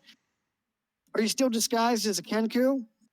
Yes. Oh man, he likes that. But Torque will impose disadvantage, so his first attack will be a regular strike. Okay.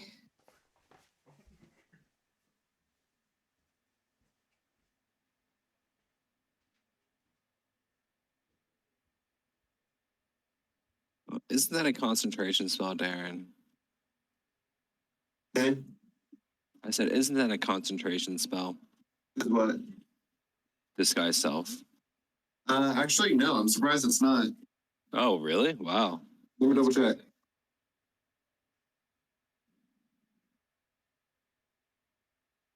Jonathan, is not. It just lasts for an hour.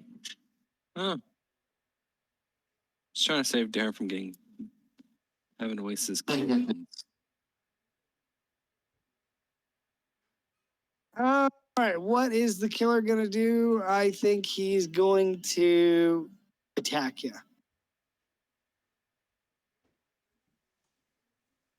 So his dagger is more like a short sword. It is a short sword for thematic purposes. And he's going to stab you.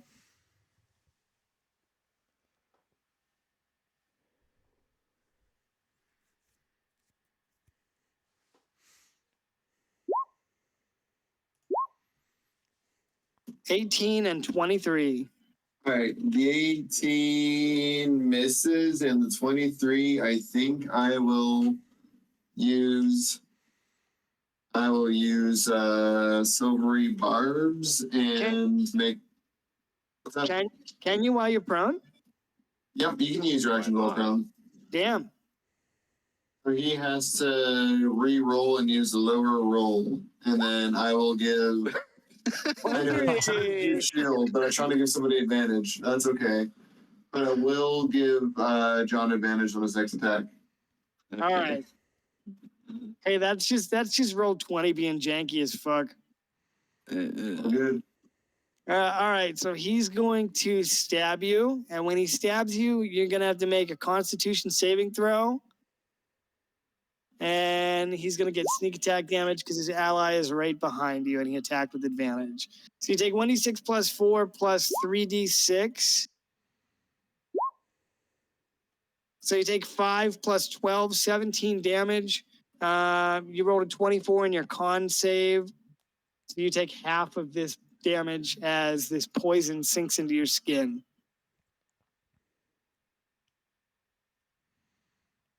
Okay, you take half. Ooh. All right, so 25, so 17 plus 12 is 29 points of damage. Bird. All right, so he stabs you, and you can, as he withdraws the blade, he looks down at you with this wicked smile. And you are poisoned. You have the poison condition.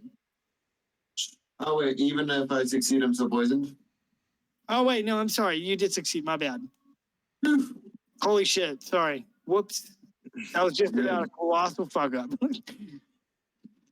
Damn, I should have used shield. Fuck. I was just glad that I thought this guy was going to eat fucking dog shit right away. So, all right. After that, it's his thug's turn. And let's see. What's he going to do?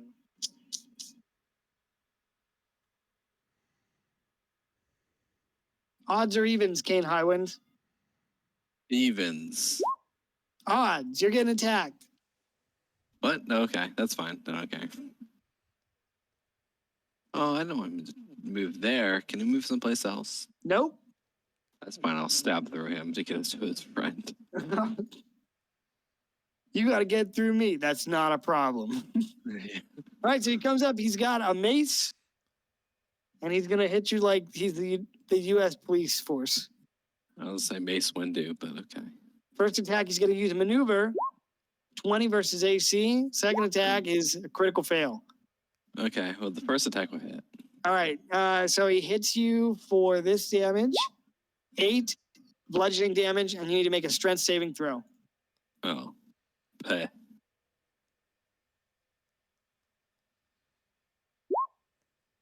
13. Fail. You're knocked prone. Aww. Can I roll with advantage on that? No. Hmm. Why would you roll with advantage? Because Darren gave me advantage. Oh shit! On Yeah, the I guess we attack. can. Yeah, my bad. I'd rather waste it on this. Yeah, nice. Then yeah, that's success. Sorry, I totally forgot you had advantage. I thought you were just like, "Hey man, we've been friends for a long time, so I get advantage, Yeah. right?" Like, is it your birthday? Because if it's your I'll pull birthday, that you get advantage advantage. card. All right, well then you're not knocked prone. So he hits you, and you feel like you might lose your footing, but your years in the army trained you to withstand more than a paltry hit from some back alley thug.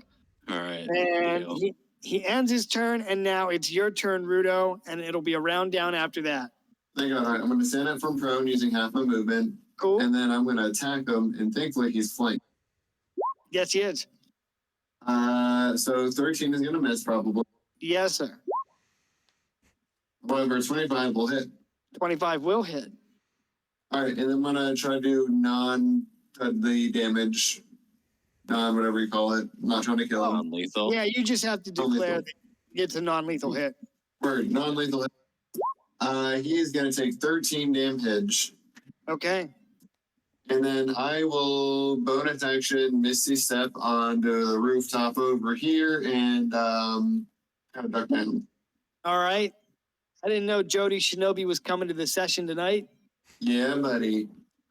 And then Torque, since I used my bonus action to do something, he's just going to, all he can do is take the dodge action. However, he is going to stay right here on his foot. He's not moving. But that is the end of our turn. All right, that is a round down. So at the end of this round, Savik, in the distance, you hear the unmistakable sounds of combat. And as you're making your way up the street, since you can see well at night, you can see your companions engaged in a heated, pitched battle in the middle of the commons. Okay. And it looks like they're playing for keeps because these guys have weapons. Ruda walks back to the university. I'm going to brandish a badge that I have and yell, "Stop! You are wanted. You are wanted in an investigation with the Arcane University for the murders of Kenku people. I am campus safety."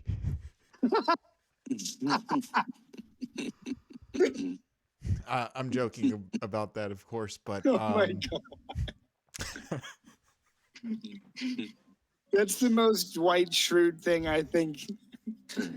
Yeah. Like, that's what Dwight Schrute would do. Like,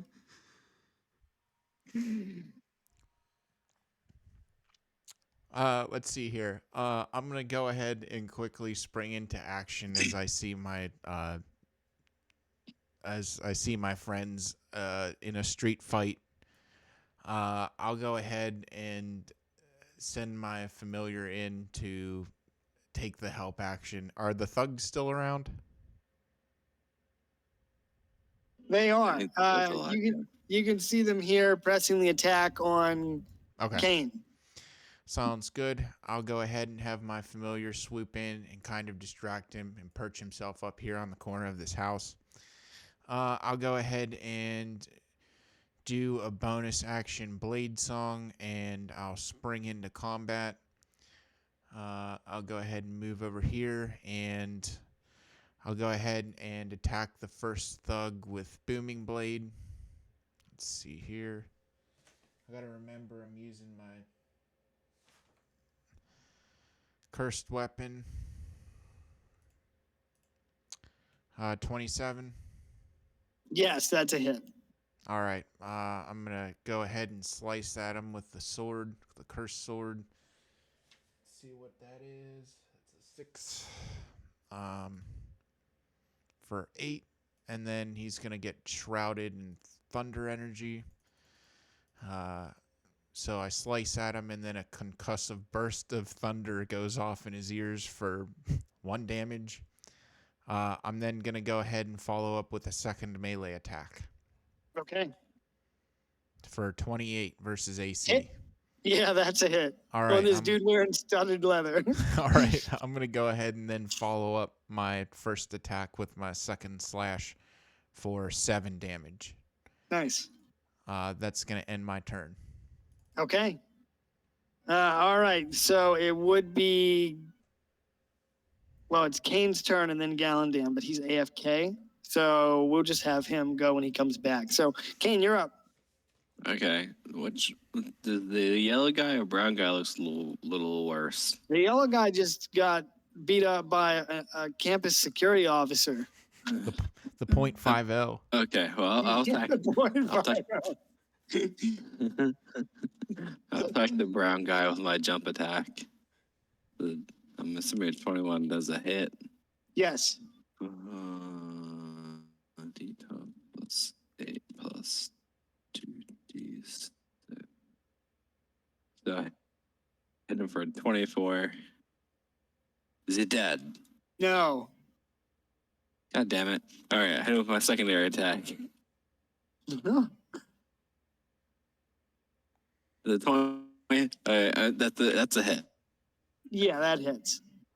Alright, 15. I hit him for 15 again. All right, he's not looking too good. Oh, I thought I was dead. Well, that's the end of my turn. I don't have any more things to do. All right, it will be Dave's turn, but he's AFK. So it'll be this guy's turn. So I think the first thing he's going to do is bonus action, second win.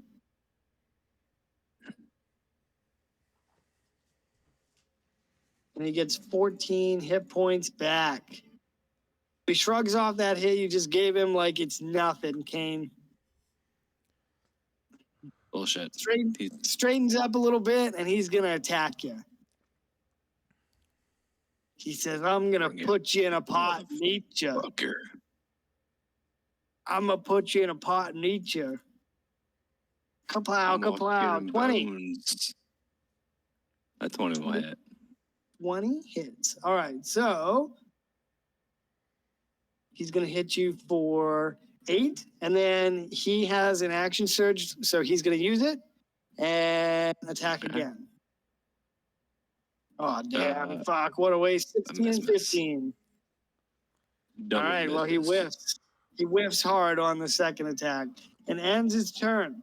It's going to be the killer's turn, and then the other thug, and then Rudo. All right.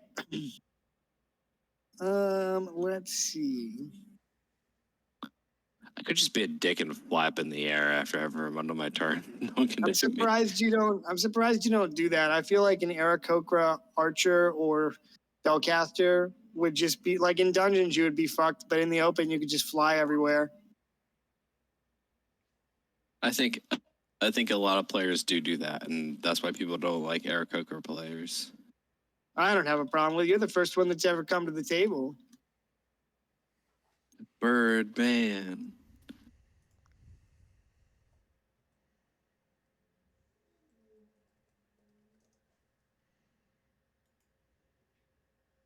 Wes, whenever I see your name, I see Steve Buscemi, and I just start laughing.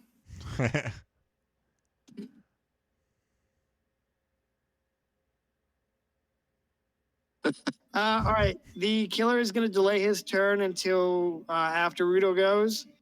And we'll have the other thug go. So he's over here getting beat the fuck up by the .50. And he's going to turn. And second win. Oh, he gets That's a good 19 second win. HP back. Yeah, I bet you wish you could get a second win like that.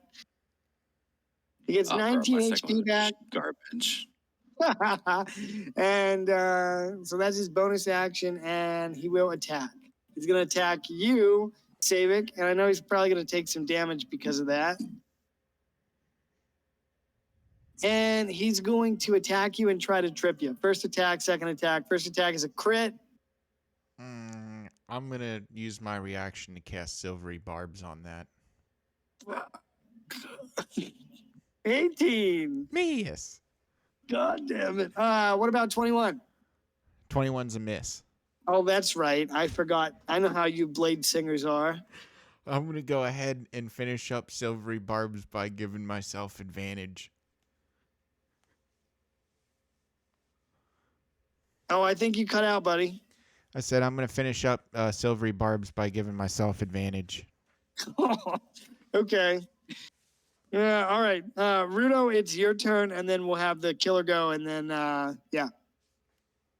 Oh boy! All right, I am going to. How's the killer looking, by the way? He looks fine. Cool. I am going to kind of come up here, pull out my handy dandy little crossbow, and attack him. 14 and 17. 17 hits. Oh boy.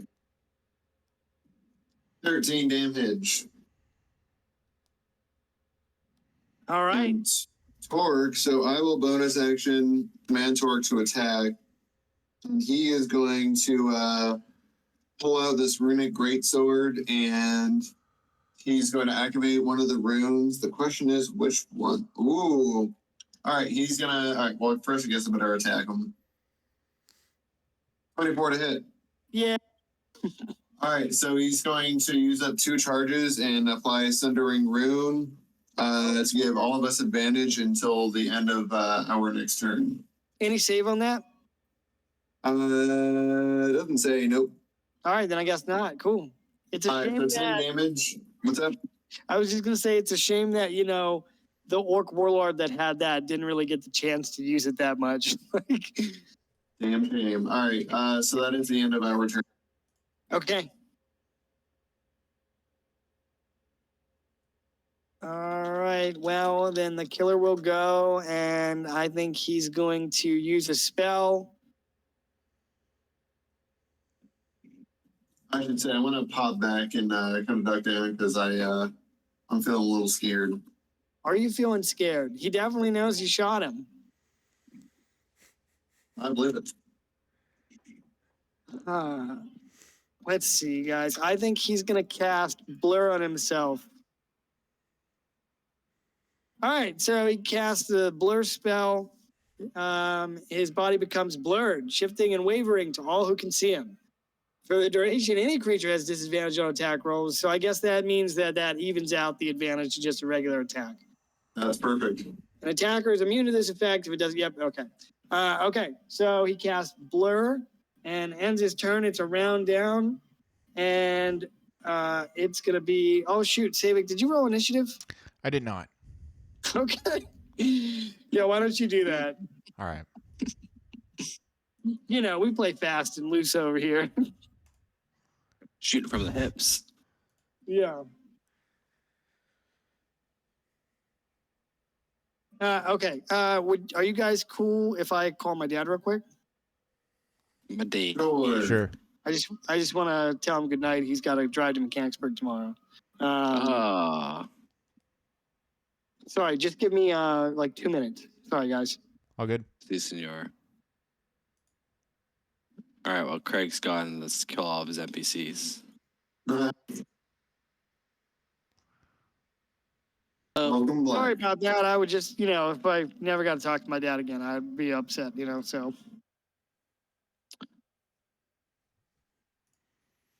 I understand. All right, so we ended. It was a round down. Sabic rolled a 6. It's Galandan, but he's not here, so Kane. Okay, I'm gonna do a jump attacky over to Mia. I'm gonna jump attack on to the brown guy, and I'm gonna do my secondary attack on Mr. Ninja. Okay. Jumpy attack. He's like a bard. D20 plus. Barja, got it. All right, so Barja. jump attack on brown guy. 27, and I'm gonna do a secondary attack on Mr. Barja.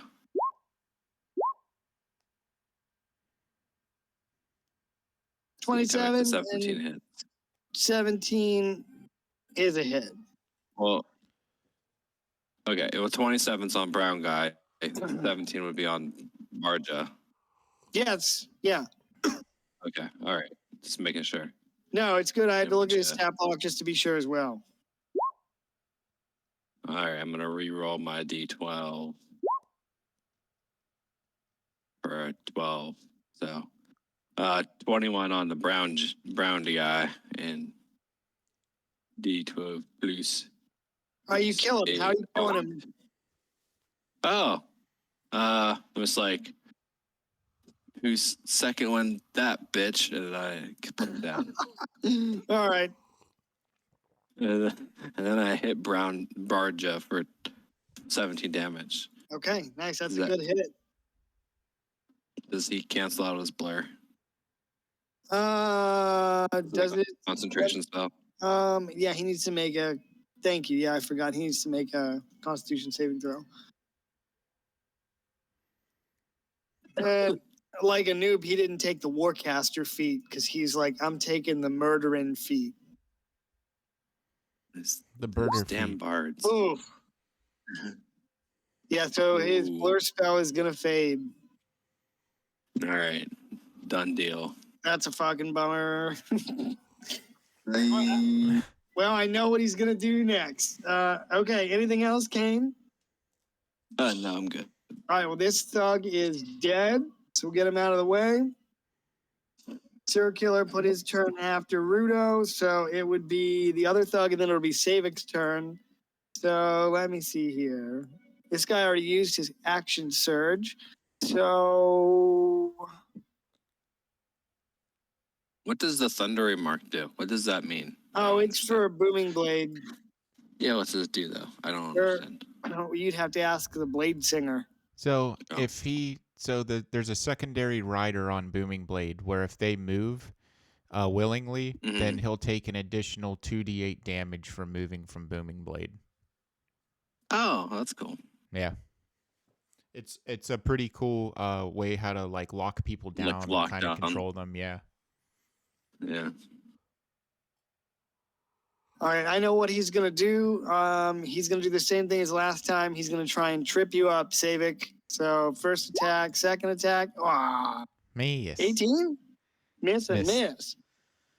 What a time to not have an action surge. All right, well, he ends his turn, and it's your turn, Savik. All right, so this guy kind of swings this mace at you rather clumsily, you think, as an accomplished spell-slinging swordsman. All right. Let's see. I already have, I think, advantage on. Let's see. Actually, I don't because it was on the. Oh wait, what was the Hey, ability? Martin, What's that? What's up, buddy? sorry. Darren's ability where he gave us all advantage with the rune greatsword. Yeah, so Is that that- would be back up now that his blur faded. Okay. But it It's was on. fine. I'm sorry, one sec. I forgot to roll for damage. Can you just apply 8 damage to the big guy? I did the. Oh, yeah, I forgot to add the great sword damage. yeah, no problem. I missed it Cool. too, so thanks for saying something. Yep, sorry, Wes. Keep going. Oh, is the advantage still on or not from the sword? Yep. Yeah, because his Okay. blur faded, so. Oh, my damage is non-lethal, so I didn't kill brown guy. He's just knocked out. Oh, Yeah. okay, cool. I'm gonna go ahead and attack the yellow dude first. Okay. Let's see. I'm actually gonna use green flame blade. Nice.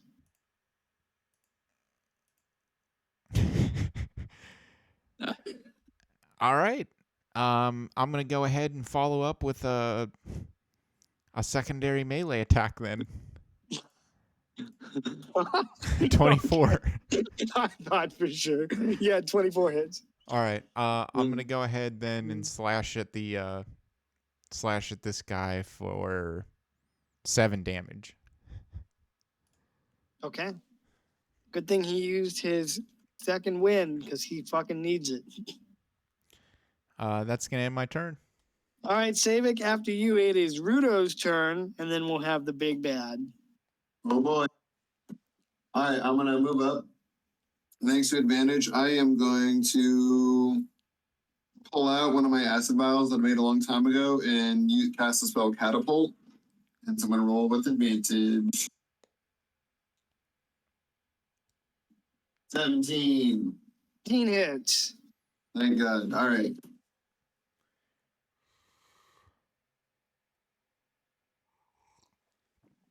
30. Holy shit.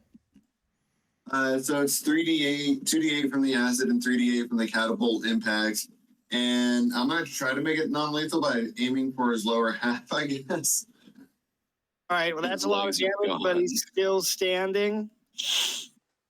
Cool. All right, and then I'll move back in bonus action, command Torque to attack him.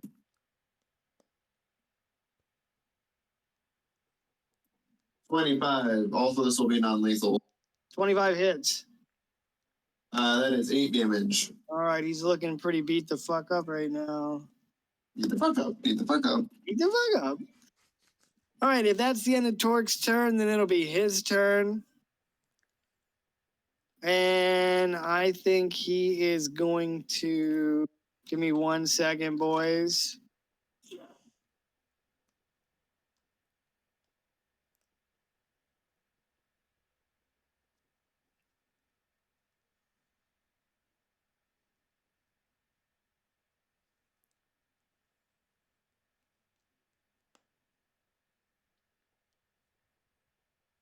All right, I know what he's going to do. All right, so he starts taking this damage and he looks around and he's going to raise his hands in the air. And he says, if I'm going down, you're all going with me. And he claps his hands together and shouts out a command word. And a spear of negative energy ripples out from his body in a 60-foot radius spear. Dude. Every creature in that area must make a Constitution saving throw against this negative energy. Dude. Oh, damn. Dude. Is he spirit bombing us? Can I use So my it's reaction? this. Hey, can I use my reaction to cast counterspell? Yeah, if you have a reaction, you well. can use it. Yeah, then I'll go ahead and cast counterspell. Oh my fucking god. Yes.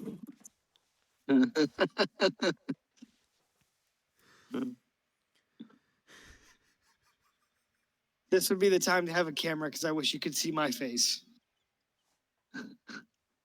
The face of disappointment. Every time we try to do something epic, we counterspell it. with Oh less my character. god. That was going to be so sick. But okay. All right. So he claps his hands together and the negative energy starts to ripple out from him and you counterspell it. And at once the spell's energy dissipates and he looks up at his hands and looks around as you're all still standing there. Well, And- Craig, well, what's the spell level? Oh, yeah. Wait. You need to know the mechanics of counterspell before you start being disappointed. Damn, bro. This isn't Magic the Gathering. Let's see. It is a 6th level spell. So, I have to roll a DC check. yeah, that using your equals 10 plus the spellcasting spell's ability, level. 10 plus the spell's level. Yep. Dude, John, nice save. Well, I'm just saying, like, it's Should have looked it up. yeah. We don't want to take advantage of our dungeon master. I should have known. I should know what the spell does.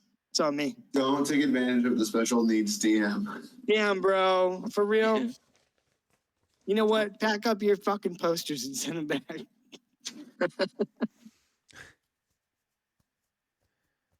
All right.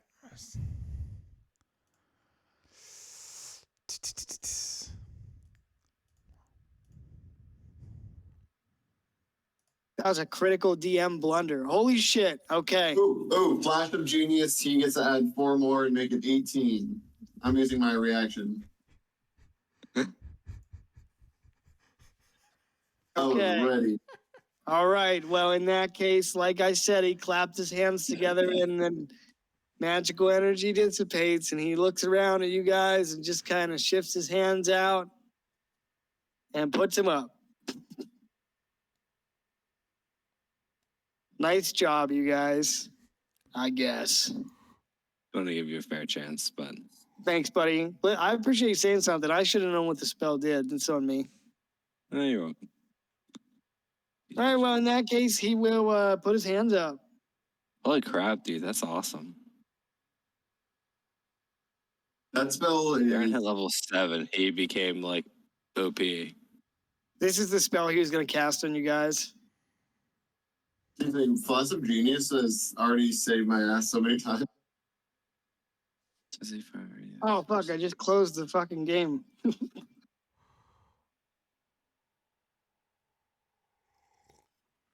Oh, 8d6. Yeah, it was pretty good. It was going to fuck some people up, but...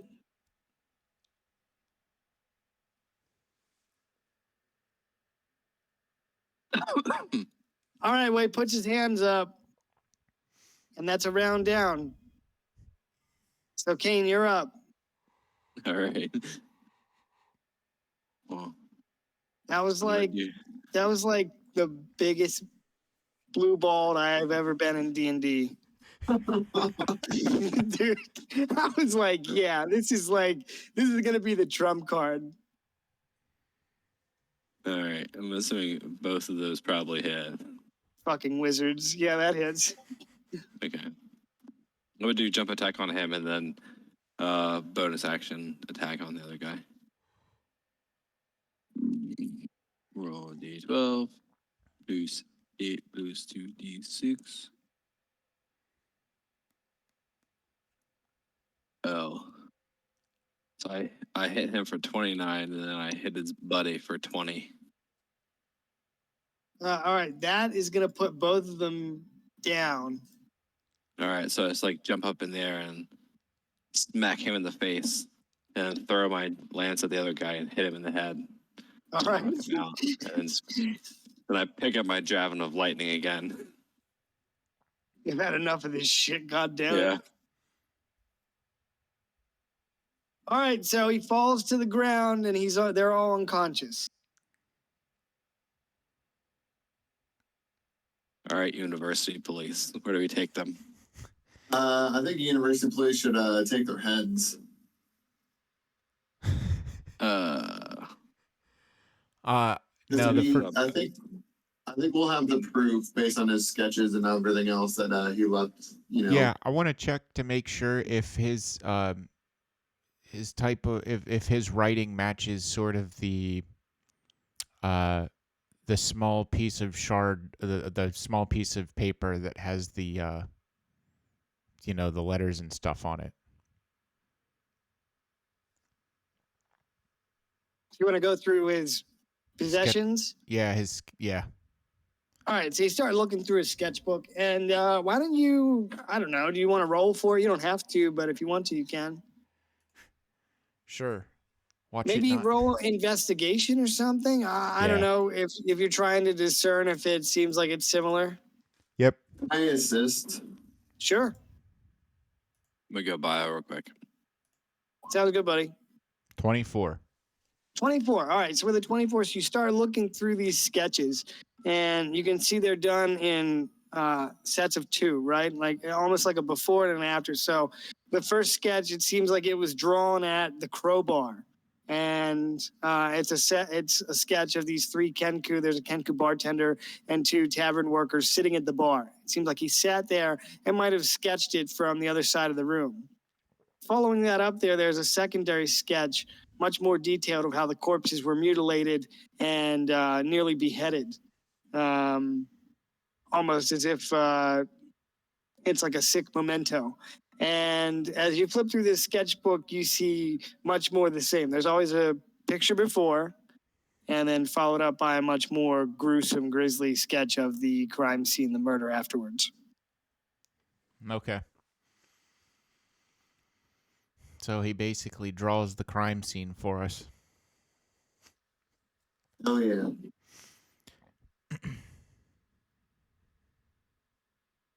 If you wanted to look through the rest of his possessions, he's got a small hip satchel there. Sure. All right, so inside you find. I'll be careful when examining it, though. Okay. So you start searching through this this satchel, and you find. Well, hold on. Let me look. You find multiple copies of that playbill by Sword and Shadow Spear. Nice. You find an insignia. Oh shit! You find an insignia of the Royal Theater Company, Ooh. and 2 vials. And let's roll on the poison table to see what they are.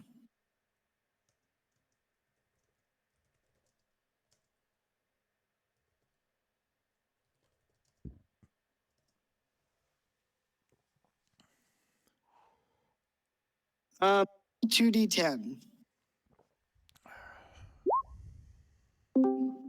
4 and 8. All right. So, okay, interesting. You find a vial of drow poison. That sounds like a Gallandan. And I need to look up this other one because I don't know what it does. The drow poison can be inflicted by injury, as you know. All right, the second vial is a vial of a poison called Midnight Tears, which is ingested. Midnight Tears poison. And holy shit, it does a lot of damage.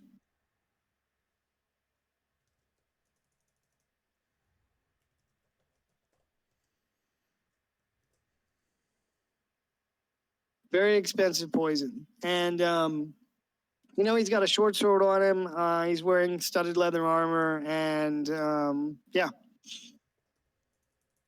Oh, his insignia, what? I don't know. Never mind. Let me know if you want to inspect any of this stuff. Yeah, sure. I'll take a look at the insignia that he has. All right. So he has a member's insignia from the Royal Theater Company. But it looks old and faded. It's a little worse for wear. And on the back, you see a name stitched in the common tongue.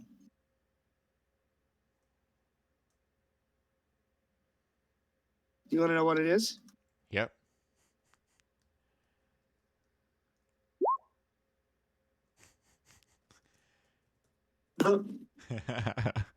Edgar Allan.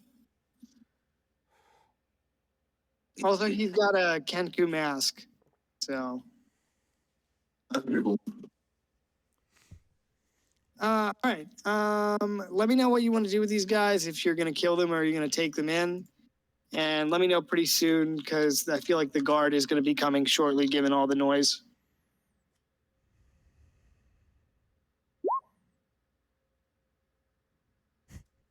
All of them? Probably. I feel like we have to prove it. I mean, we had to defend ourselves somehow, so. Because you need a total of 6 more, right? So this will be at least half of them. I mean, here's the thing. What do you think they're going to do to these guys anyway? Yo, Yeah, That's not a spoiler. I mean, you know. he's a pretty bad serial killer. Who are you to take justice into your own hands? Oh. I'm just joking. I don't give a crap about Taking a couple levels in lowly Paladin, huh? thieves. Nah. All right. I guess I'll go ahead and give them a swift execution then. Okay. All right, so you drag the bodies over there, and you don't have to attack if you don't want to. You can we'll just say you behead them quickly. And as you do so, you know, the sword's communicating with you telepathically. Yes, more. But after you take the third head, perhaps given the amount of vileness and murder that Edgar Allan has committed against the people of Kingsgarden, the sword seems to be satiated a little bit by this offering. And of course, when you take the heads, they shrink down a little bit. Oh, so we can't like turn them into the guards and be like, "Hey, we killed this dude for murder. Where's our reward?"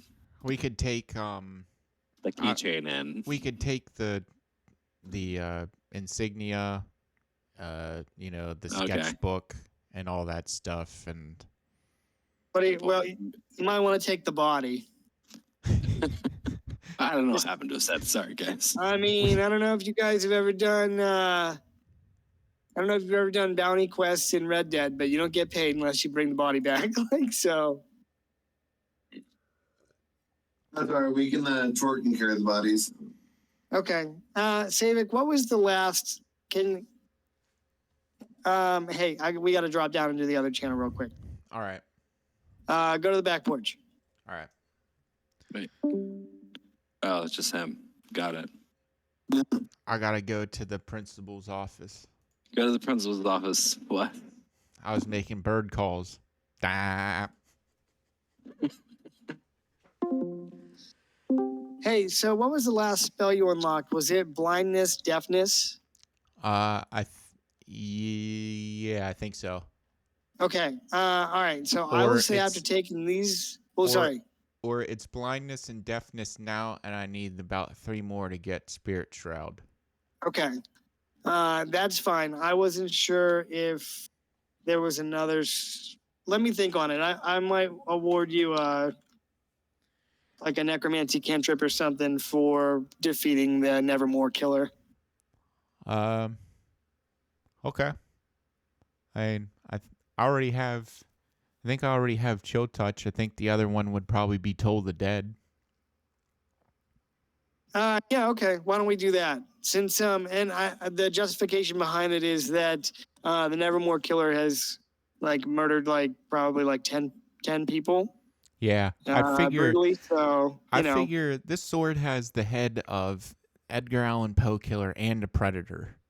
Yeah, and oh no, I guess that you didn't get that when you killed Galvangar. No, I don't think so. Okay, well, I mean, yeah, those are two really good offerings. I mean, you know, clearly this sword will take any head that you can give it, but Right.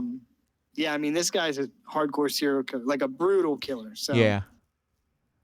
Yep. okay, yeah, let's do that. So right. yep, Add- so Toll the Dead. All right. Toll the Dead or blindness and deafness. Well, what would you prefer? Blindness and deafness. Okay, then yeah, let's do that. Because it was, I think, as I would collect the heads, it would kind of move up. Yeah, I is- have the tier here. Okay. Good deal. So, but I wasn't sure. Yeah, I'd much I just rather want to have. double check. Yeah, I'd much rather have blindness and deafness as opposed to Toll the Dead. Okay, sounds good. All right, let's drop back down then. All right. All right, Petey.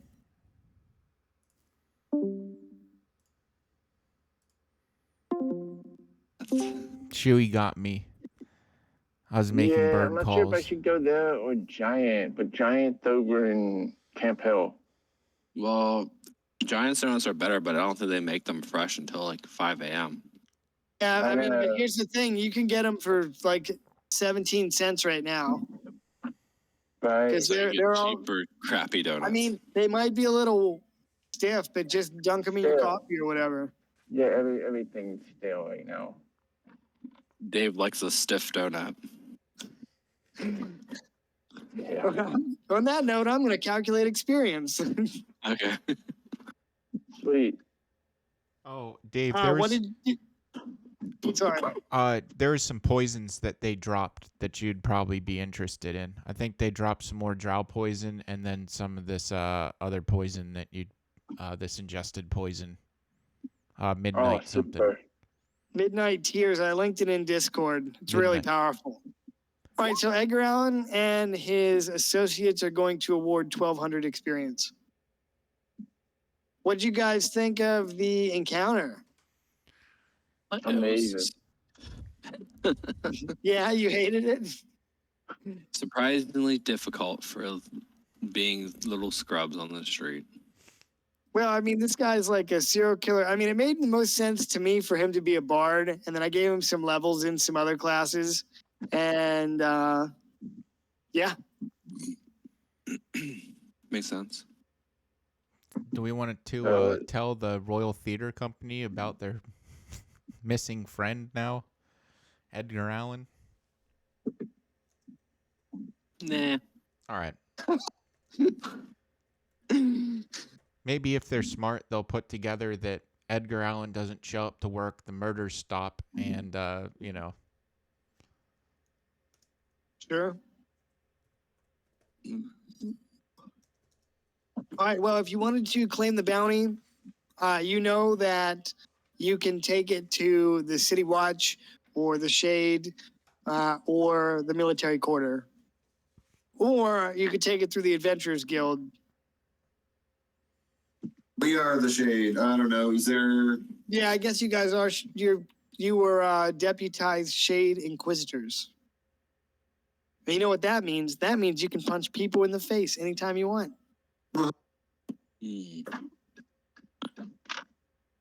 Yeah, I'm not taking wherever. Wes, was this also a quest through your guild or through your university?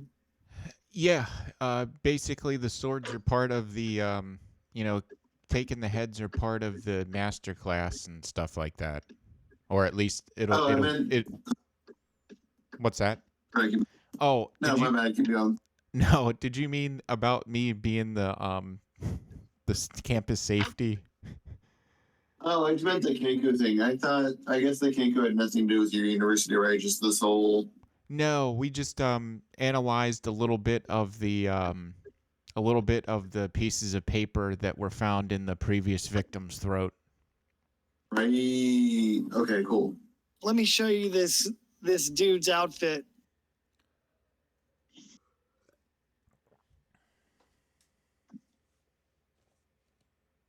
Yeah, I mean, I thought it was appropriately difficult. I mean, Darren, shit, you almost died, and if you would have cast that spell, you would have died.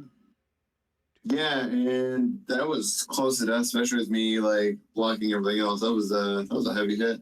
Dude, I was gonna have him either Dimension Door, Thunder Step, or use it depended on how much damage he took. When John hit him for all that damage there right before his turn, I was like, all right, well, he needs to use his trump card. That's what he would do. He's in a desperate situation. And you know, luckily, Counterspell went through. Except I was a fucking noob and didn't know exactly what it did. That's all right, boys. Get him next time.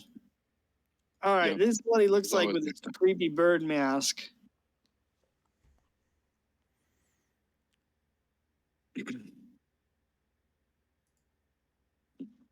Like Indiana Jones.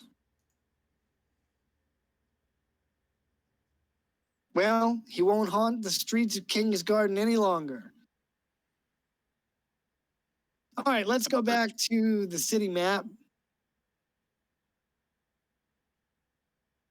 Oh, as far as other loot, those thugs would have just regular maces, shields, and just plain studded leather.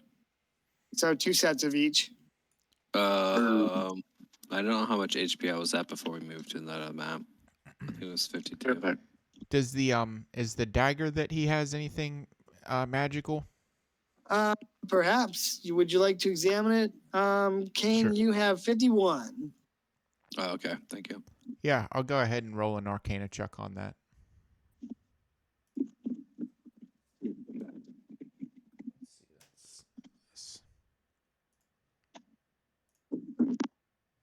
All right, what did you get? Because I'm looking at the dagger table. 17.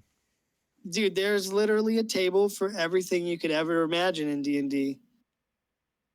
17.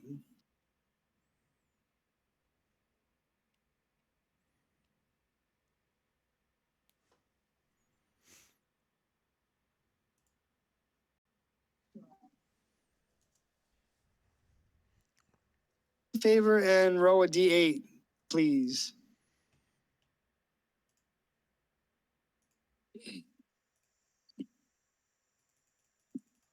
Oh, hell yes. What'd you get? A 4. Okay, here's what this is.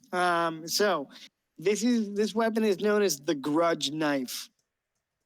Looking at it, you're able to tap into its magical essence with your 17, and you can ascertain some of the dark energy behind this blade, forged as a tangible symbol of wrong left unrighted by a dwarven master smith.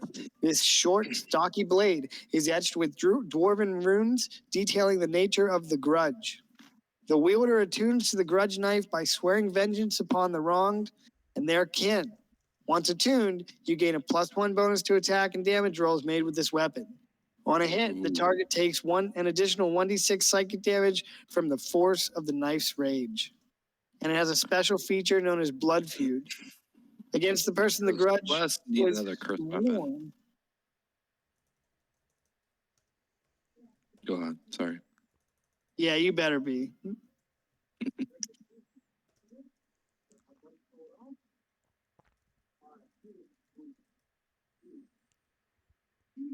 What's the special feature, Klein?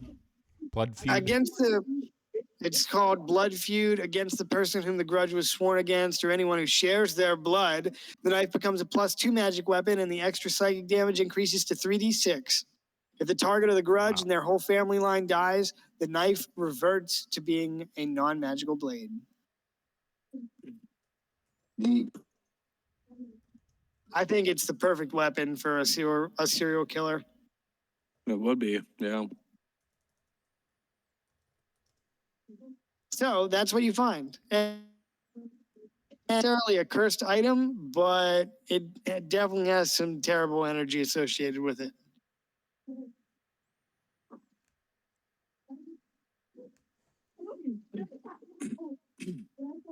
And it's a good thing nobody here is playing a rogue. I mean, like a frontline rogue. I'm waiting for Dave to be like, can I take the blade off and put it onto an arrow? Yeah. Yeah, I can do that, right?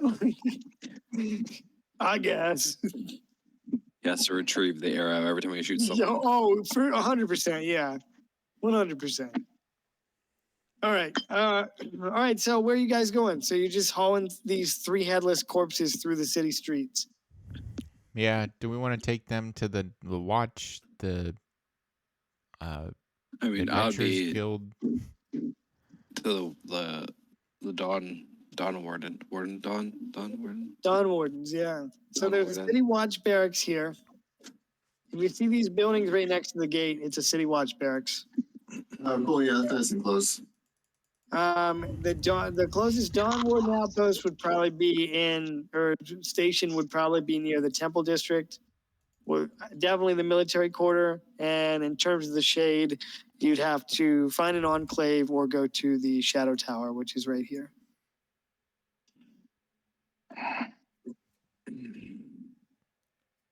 Oh no, I lied. It's here. It's by the castle.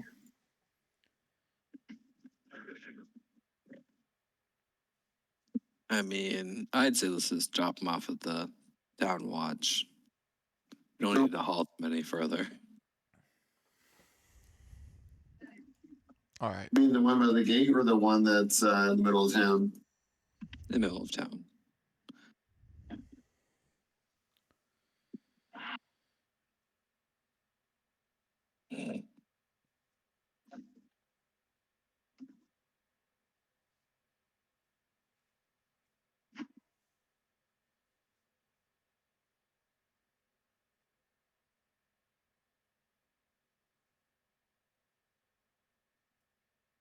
All right, Klein, we're dropping it off. Okay, all right. So you're walking up here to the Temple of Torm, and you see a pair of Dawn Warden sentries standing outside chatting idly as it's very late at night. And upon your approach, so who's carrying the bodies? I would probably carry one. All right.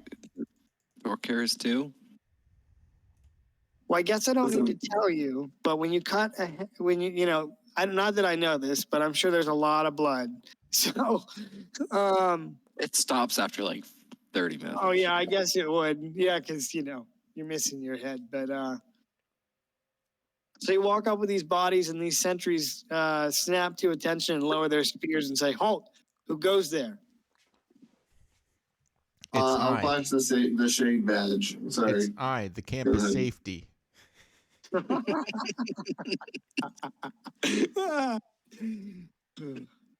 All All right, so you you flash the shade badge, and the sentry holds his hand up to the other, and they relax and return their spears to resting position. He says, "Apologies, sir. What can we do for you?" Do you know how to reattach a head? He gives you a look over, and his jaw drops, and he says, "What do you got there?" Kenku killer. I got the Nevermore Killer. Nevermore. That's the one. By the gods, they walk forward and take a look at the three headless corpses and say, "Do you have proof that this is him?" Yeah, I'll go ahead and sprawl open the grisly murder scenes that he drew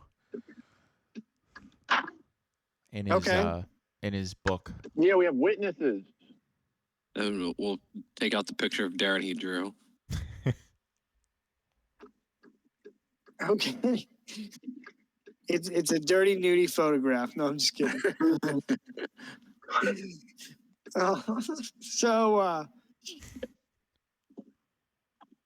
Oh, I totally lost my train of thought. Okay, so they look at the sketchbook, and the one sentry says to the other, "Go fetch the captain." So sentry departs down the road and returns about 30 minutes later with, a Dawn Warden rides up on a horse, and a wagon follows closely behind him. And you can tell from his insignia, he's a little bit of a higher rank. He's a captain, and he dismounts and comes over and takes a look at the scene and looks through the evidence and kind of gives the four of you an appraising look and nods, and he says, "Well, this appears to be in order. If you're here to collect the bounty, I have it." What happened to their heads? They lost. Casualties. Sorry. What'd you say?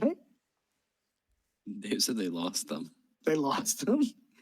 Yeah, he looks at you and he says, "Yes, I know that, but where are they? I don't want to get... Last thing I want to do is get complaints about little children's kicking around a decapitated head." Oh, you have no fun at all. And he says, "You try being captain of the City Watch." Yes. I guess I would go Go ahead. on, what? I'll go ahead and show them the 3 shrunken heads that I have. All right. All right, so you pull him out. He kind of recoils in disgust, but he just shakes his head and says, "Very well. As long as they're not floating in the Endelos River, that's good enough for me." And so he calls behind him, and some of his men come from the wagon, and they take these headless corpses from you and load them up. And he says, "I'll need you to sign some paperwork here, but I'll get you paid." I read the fine print. It's just acknowledging that you brought the bounty in. Okay, I signed the paperwork. All right. So as long as you make your mark on there, he's going to hand you over the following. I need 2 seconds. I got a bounty calculator here. You got the Mandalorian armor. Yeah. Mandalorian. How many Beskarian ingots do I get? That'd be better than Apple gift cards. The Target gift cards are worse. Yes, Rudo, I'm going to get that next. Sorry, I was just calculating the... So he hands you this this sack of coins, golden dragons, and it's heavy. He says, "On behalf of King Alatar and the people of Kingsgarden, I thank you for bringing this criminal to justice." He says it with such a dull recitation, like he says it all the time. And he hands you this sack of gold. It contains 5,000 gold pieces, 4,200 for the Nevermore Killer, and 800 for his thugs. And in terms of quest experience, I will get that next. I think it was what? Do we get additional experience points? Oh no. Yeah, so it's a 1,200 for the encounter, and then I'll award you an additional 300 for the completing the quest. Oh, nice. And if the 300 isn't good enough, then take it back. Is that divided or each? So it's 5,000 total. So whatever that is divided amongst total. So that would be 1,000 per person. Well, no, it'd be more than that because Gradius isn't here. Yeah, 1250. We should tell him that he got arrested. Did you just I tell say me you Dave got came murdered? real clutch in that battle. I'm happy to share that bounty with him. Oh my God. They're standing right there. You could. No, that's Darren talking shit, not Rudo.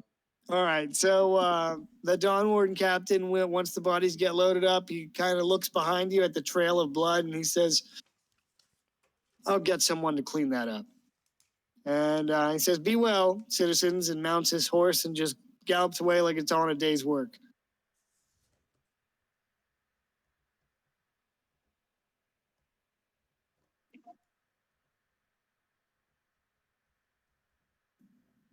Cool. And All then right, let's find a Jeremy cat. Solon Oh starts, wait, What's up, playing? and then Jeremy Soley starts playing. did we get 5,000 for the gold or for the EXP? It's 5,000 gold, 1,500 EXP total. Whoops. So you got 1,200 experience for the encounter, and then for completing the quest, you got an additional 300. You're not gonna believe this. I was actually underestimating. Oh, Yeah, you should feel bad for me. I don't. Maybe I should feel bad for myself. I totally thought you meant Jeremy by Pearl Jam started playing, not Jeremy Oh, Soul started playing. I mean, I guess it could. It's just if you guys walk off into the early morning, you hear Pearl Jam. Yeah. That reminds me of like when I was in college and I'd stay out until like 5 a.m. so I could drive home. And I'd be driving home, the sun would be coming up, and I'd just have my fucking Pearl Jam CD in the car, and I'd be thinking, God damn it, this sucks. Like,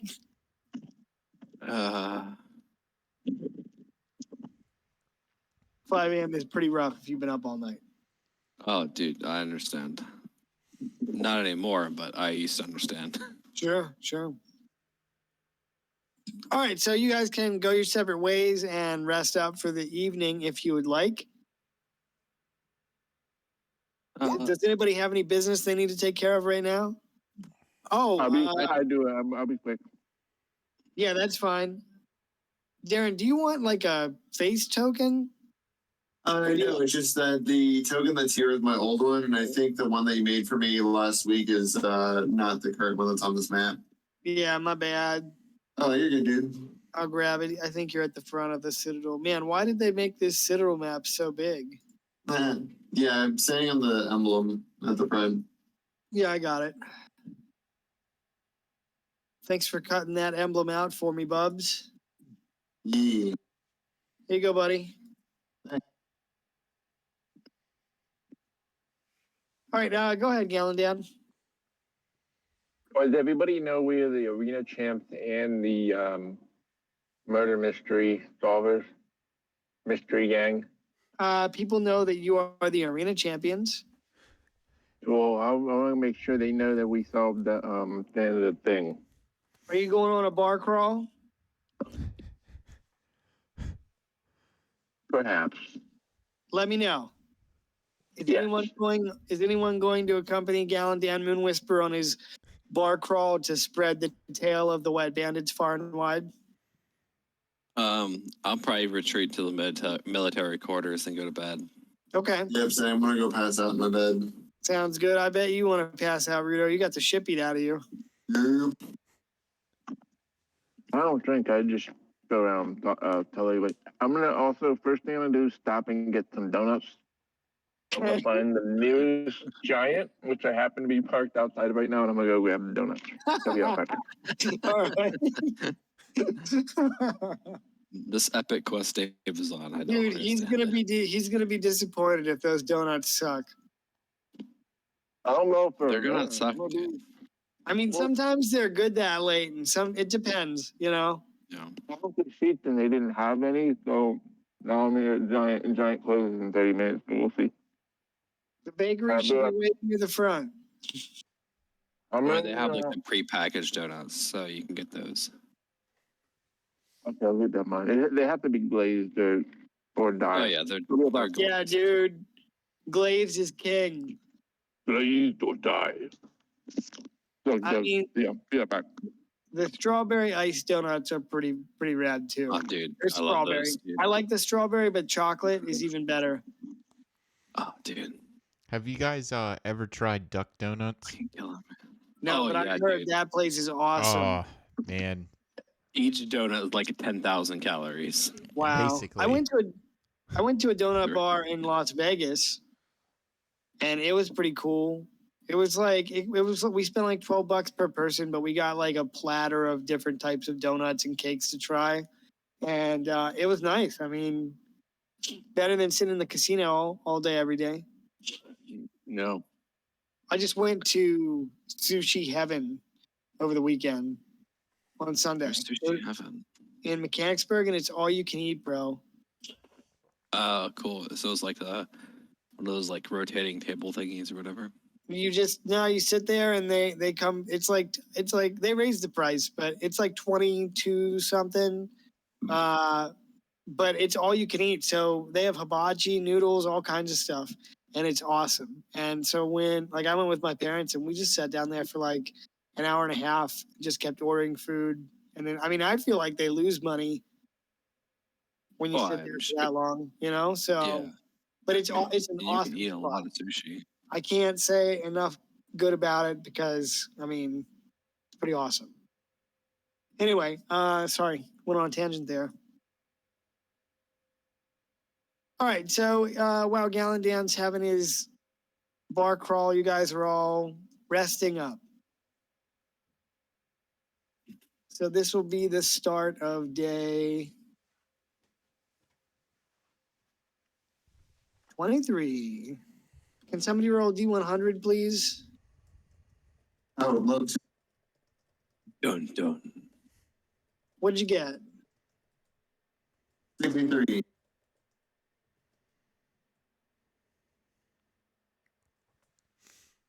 63. Clear skies today. Nice. And then at the start of day 23, can I just go into the market and buy some new armor? Yes, give me 1 second. I got to 23 hours remaining. Dun dun. yeah. Dun dun dun dun dun dun dun dun. Dude, when I was a Sorry. kid, that I was like, what? This is horrifying. That was like that's when your stress started kicking in, dude. Yeah, probably.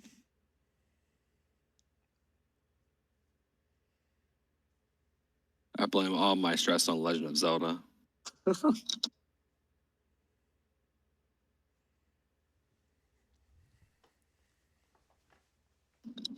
Hey, Savik, I gotta tell you some stuff. Yeah, I'm about due for another nightmare. Oh boy. You go to the kitchen and you're all out of orange juice.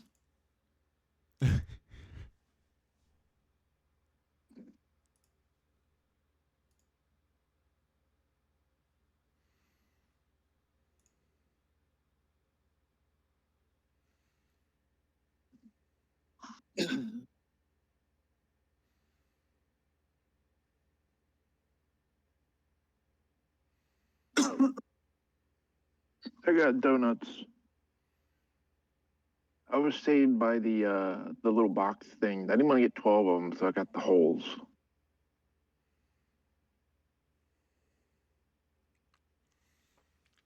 Yeah, good thought, Dave. Well, you mentioned they have like the little boxes and stuff. If they don't have it, they didn't have anything on the shelf. So. Yeah, I mean, I wouldn't expect them to have it. The bakery closes at like noon. There's nothing on the shelf right now. Yeah, but I bet they were half price. Yeah. Dude, when we used to go on tour, that was my go-to. If we're near Giant, let's get donuts because they're cheap and they sound amazing right now. All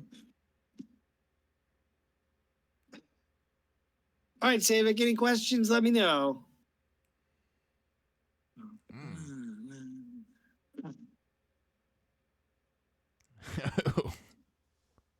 Yeah. Yeah. I'm gonna go ahead and then, as I have this dream and wake up from it, I'm gonna go ahead and start scribbling down notes about the dream and so on and so forth. Okay. You wake up in a cold sweat. Sorry, sex was.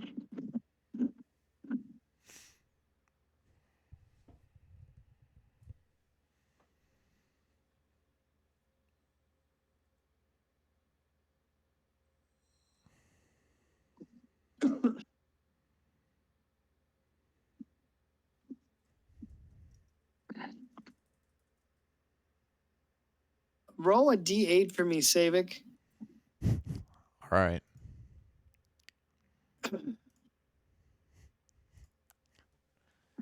Three. All right, so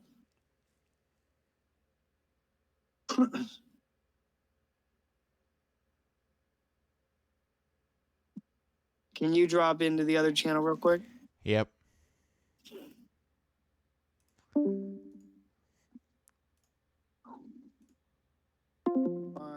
Oh, sorry. You awaken this morning, and as you are scribbling down your thoughts from your dream, you're overcome as your emotions start to sort of shift. You start to feel a little bit of emotional detachment, and your once pure elven heart starts to become twisted and cold, and you feel a great sense of wrath. I'm sorry. That's okay. Wrong channel. That's all right. You feel a sense of wrathfulness overtake you. Oh boy. And it's a dark desire. Okay. So this is something that you start to feel this kind of, it's a hunger that kind of is pulling at you from inside. You feel the need to act on this wrathfulness. And so it says, it is important to understand that anger isn't good. Evil nor good is a neutral act on the scale of good and evil. However, anger becomes wrath when it is directed against an innocent, when it is unduly unbending or long-lasting, or when it desires excessive punishment. Anger becomes wrath when it reaches the point of a deliberate desire to kill or seriously wound. It is the desiring that someone else may suffer misfortune or evil. Okay. And it typically comes from a feeling of being wronged. And you feel a desire to seek vengeance against any and all that have wronged you in a brutal and cruel fashion. But the feeling gradually subsides. But as it does, you kind of feel like it's just simmering under the surface. Okay. Got it? Yep. I mean, this is the last day before I completely turn. Yes. All right. So I gotta hurry up. I wasn't gonna say anything, but you asked, and you are correct. I know that this was the last day 5 of 6 before, that happened. So I gotta hurry up, and I gotta at least do my master class today. Yeah. So I have to do my master class today. Ideally, it would be great to collect 3 more heads. Okay. And then go ahead and perform the master class. Okay. So I will say, although, you're still yourself, but inside you can feel yourself starting to change. Yeah. And something is definitely pulling at your there's an internal conflict within you that's going on. Maybe you don't exactly know 100%. Maybe you do, given your innate magical knowledge, but you definitely feel different today. Yeah, I would probably know that it's probably more aligned with necromancy and stuff like that, but of course that's going to be weird coming from someone that hasn't studied that too much. Sure. I mean, I would venture a guess that, you at least know that the correlation is from these cursed objects. Okay. So, all right, let's drop back down. All right.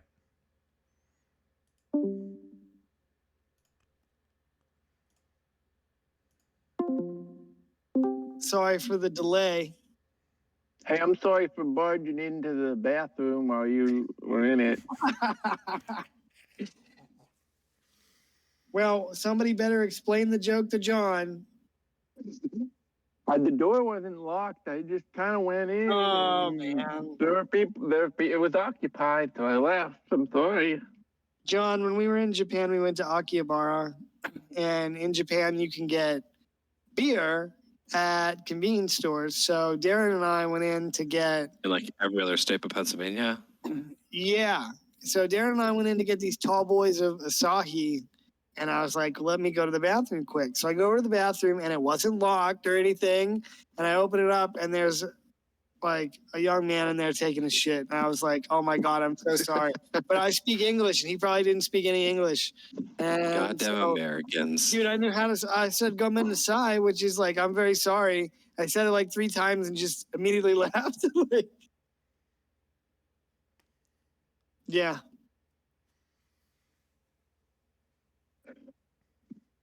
Good show. I mean, we Yeah. still drank. We still got the beers, but Darren got them. So,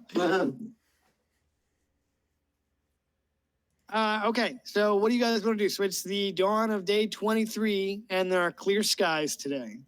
I want to go back to the arena area, and I'm gonna look to buy some half plate from the vendors as they're tearing down.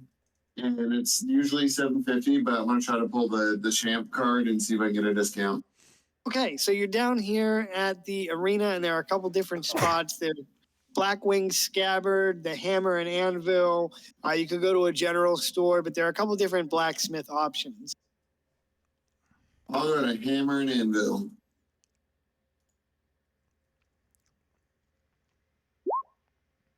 All right, so you go into the Hammer and Anvil, and let's see. I mean, who's in there. I'll go with Darren. Darren's shopping around. He's going to military places. I'll go with him. Yeah, I need a good shopping episode. Yeah. Yeah, you need to go. You need to shop it out after beheading people in the street last night. Yeah. Yeah.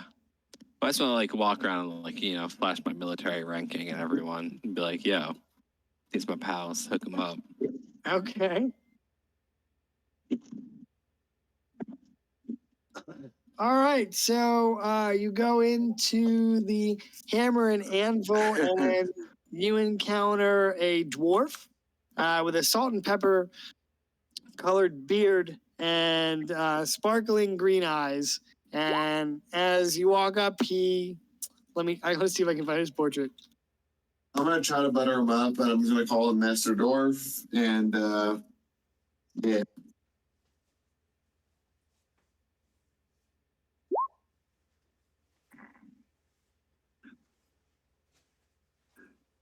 I can't find it. I'll link it later this week. I'll find it then. His name is, he says, called me Tholdrum. Call Little me Master Tholdrum. Tholdrum. Tholdrum Minehelm's me name. Tholdrum Minehelm. I come seeking breastplate. Do you have? I come seeking Oh, yes, breastplates. yes. He says, we got all manners of arms and armors. We've got all the best breasts for all the way from Mount Tittigers.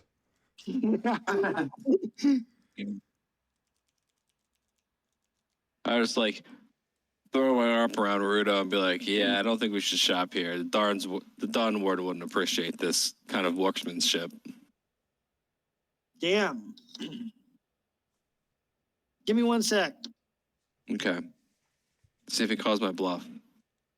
I'm gonna do the good cop, bad cop. I'm like, now, it looks I think you might have some good work in Yeah. here. I mean, no one's better than the dwarves. We're doing good cop, bad cop.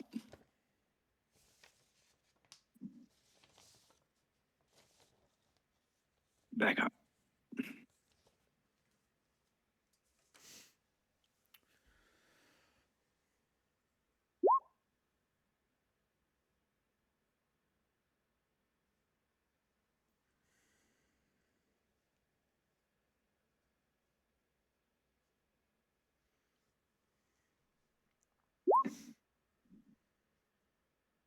Thulgrim says we have swords, axes, and bows. Everything you need all the way from the Sunset Mountains. Oh boy. Did you hear what we said? No, I'm sorry. What? We're playing What? good cop, bad cop. You said you didn't want to shop there because you don't think the Dawn Wardens would shop there? Yeah. And then I said, and then I added in with, well, you know, there's nothing, you know what they said, there's nothing finer than a dwarven craftsmanship. He strokes his beard and smiles at you, Rudo, and he says, "My lad, you are indeed correct." And he looks at you, Kane Highland, and he says, "I don't know where you're from, laddie, but I got wardens coming in and out of me shop every day." I'll just be like, I don't see any here. Oh. He scoffed at you. He says, "Well," I don't know what he says. I couldn't think of anything. Well, He just shrugged. I'd like to see your finest breastplate. "Oh, certainly, young master."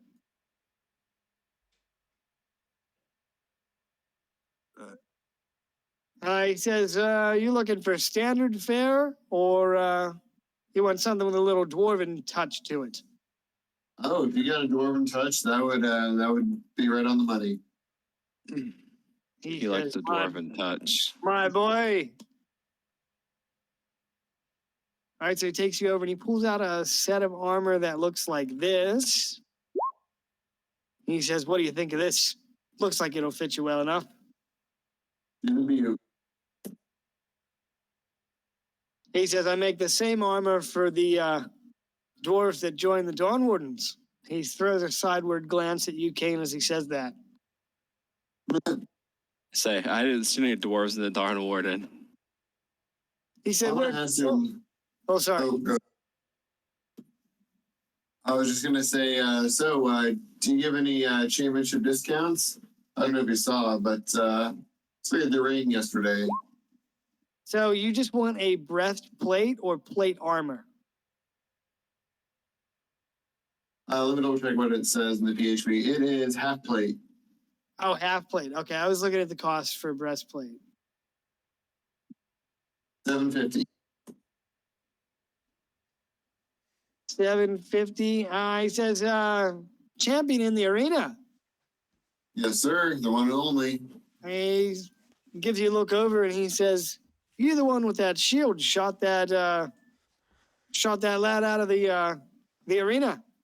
The very same. And I kind of, pat my shield, and this guy's got me out of a lot of tough spots.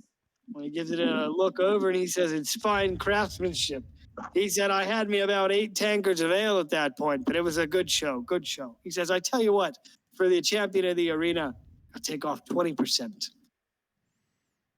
My man, and I'll kind of clasp his arm and I'll say, "You got yourself a deal." He says, "Anything for you." He says, "Do me a favor. When you're out and about, people compliment you on your fine armor. Tell them that you got it from Thulgrim at the Hammer and Anvil." You bet your ass I will. And he says, "It'll be 600. And he says, "If you need any repairs, you bring it right down, no charge." Thank you. I look forward to working with you in the future. He says, "You as well, lad. Remember, the Hammer and Anvil." You got it. I'll bow and make my way out.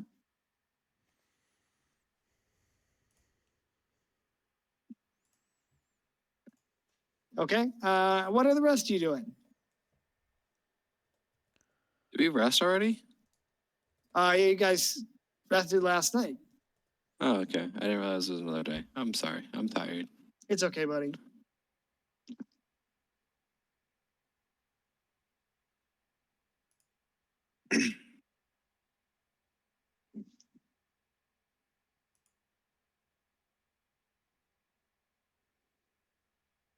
Is anybody doing anything? I will immediately go back to my workshop and I will kind of give it like a bluish tint to kind of match like what was on my shield. I'll Okay, just do some artificer stuff and change the color a little bit. sounds good. Are we looking for a missing cat? That is a quest. on the quest Is board. it really? Yes. Okay. There's also a guy with a spider problem, and he really wants to go home.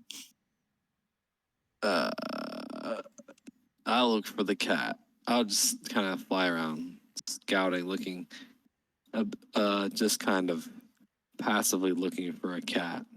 Okay, so you're going to do that, and I'm going to ask you to make some perception checks. And while you do that, I'm going to ask Savik what he's doing. Okay. I'm gonna get up after my dream and write, and after I get finished writing the notes, I want to check the cauldron in the arcane study, as well as spend a few moments leafing over some materials. Well, I want to check the cauldron, and then I want to head over to the library to go ahead and check out a couple of books on cursed objects, curses, and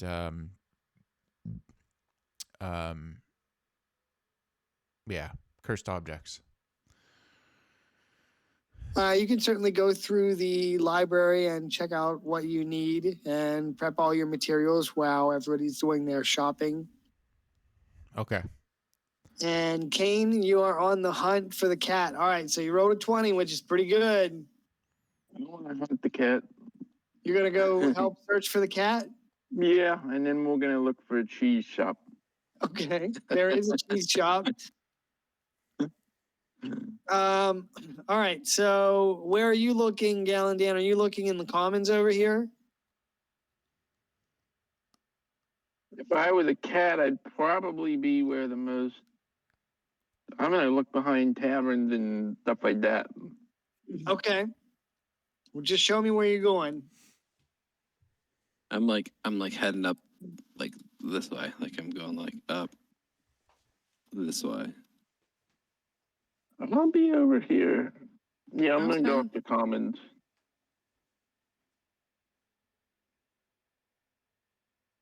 Like this up through the foresty area. Oh, they might like that. Cats like to get in the trees. Just let me know what you need me to do. I'm not sure. Make What some high, perception low? checks, Kane. Make some perception check. Make a perception check, Gallandan. I'm having trouble speaking. I see that. It's my natural state.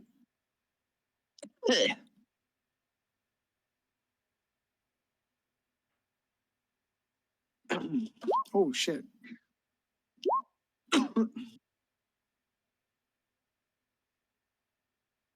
Galen's way better at this than I am. Yeah. All right. So with a 20, what you're checking around taverns and around the water? We're after a dumpster or something. Yeah. Yeah. What? I'm looking in the dumpsters.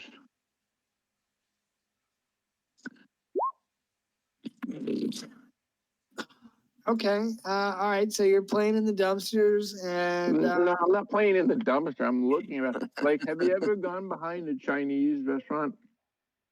no. That's racist. Oh, that's where cats love Chinese food. Okay. All right. Well, you're looking around the dumpster and you don't necessarily find any signs of a cat, but you could keep going along the riverfront here. I mean, there are a couple other taverns like over here. I come across any other animals? Yes. Any other cats? Yes. There's a black cat. Ah, okay. I will take this opportunity to speak with animals, and I want to talk to the black cat. Okay. And I hope he has a voice too that you are going to prepare. Oh You have my like 5 seconds to get ready. And if you don't, then the next speak with animals is going to be pretty rough. That's a thinly veiled threat. Wait till you see. Oh my. I just say, just to get in character, just close your eyes and repeat, say, I'm a cat boy. And you can begin.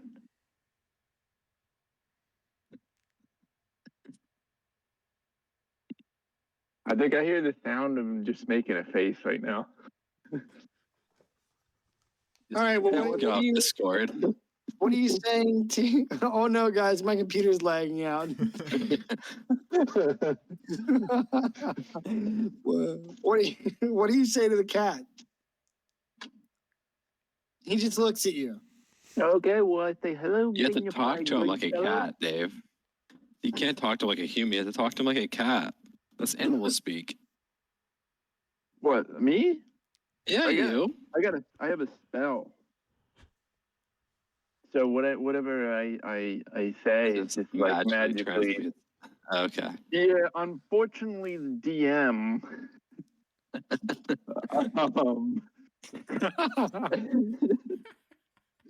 They play the part of the world, so they get to be the world and keep everybody immersed. Immersion's important. So I want to talk to the cat. Wait, go back. You said unfortunately the DM, and then that's what you said.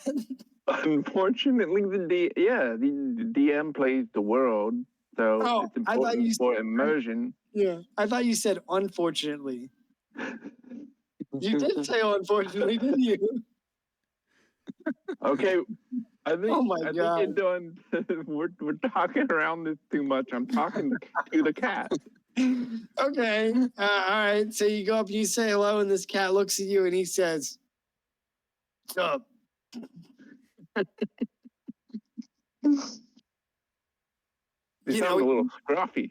He has to be. He lives out here on these streets. He says, "What you looking at, bitch?" Oh, wow. I didn't know you cats were like Gun and Roses fans. He's Like, smoking a roaches living on cigar. the street. Okay. Well, He rolls up his sleeve and he's all tatted up.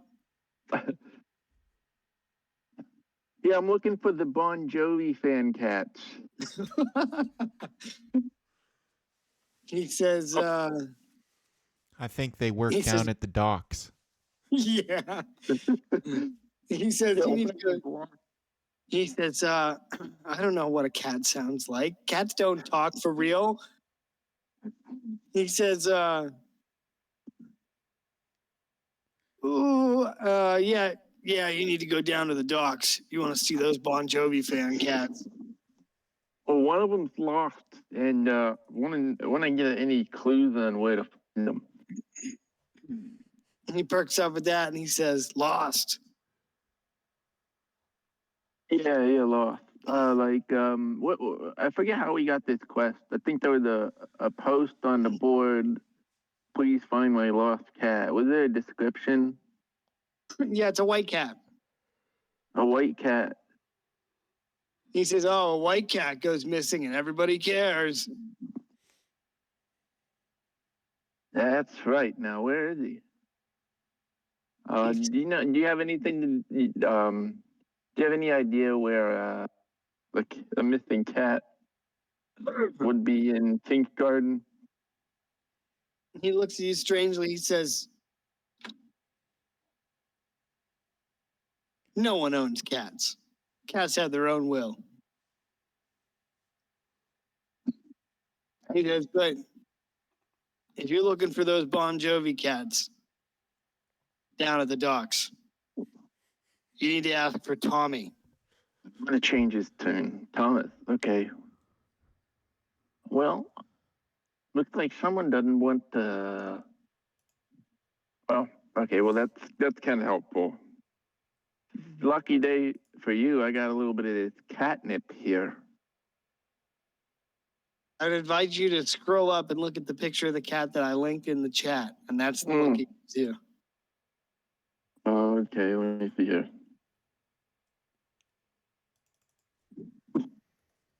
The one driving the car? Nope, scroll up.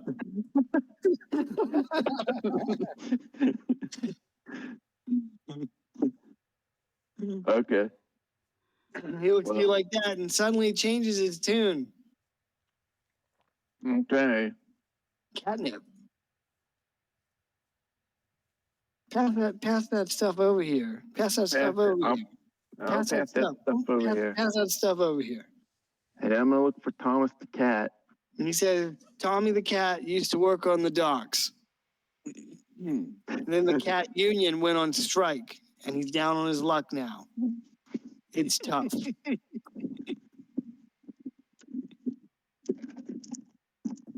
If you see this girl, she's a female named Gina. You know? Gina. Tommy and Gina.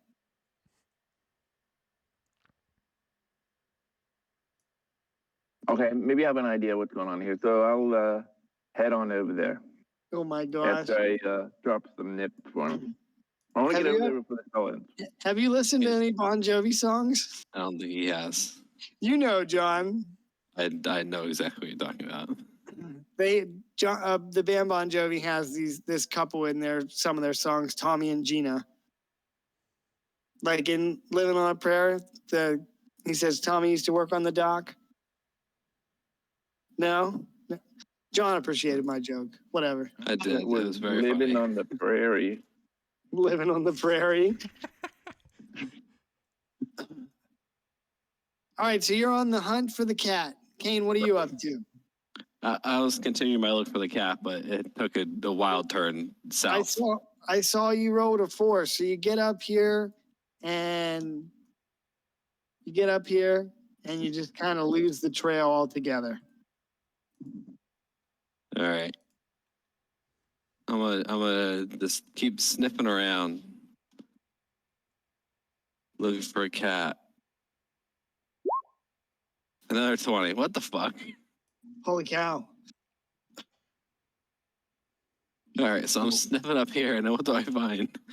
All right, so you lose the trail and you fly up a little bit further, and all of a sudden you spot it, and it cuts to the north, and then back towards the east. Oh, what the fuck? Hey All man, right, so- it's a cat. It's gonna do what it wants.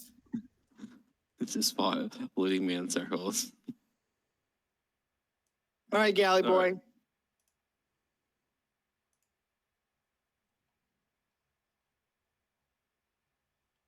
Oh, me? Or Yes. you chasing the cat down? Well, I guess I'm gonna follow the lead that I already started here.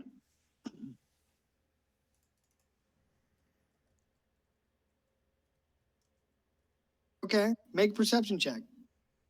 As you make your way, why don't you move and make a perception check? Okay, there we go. I'm gonna go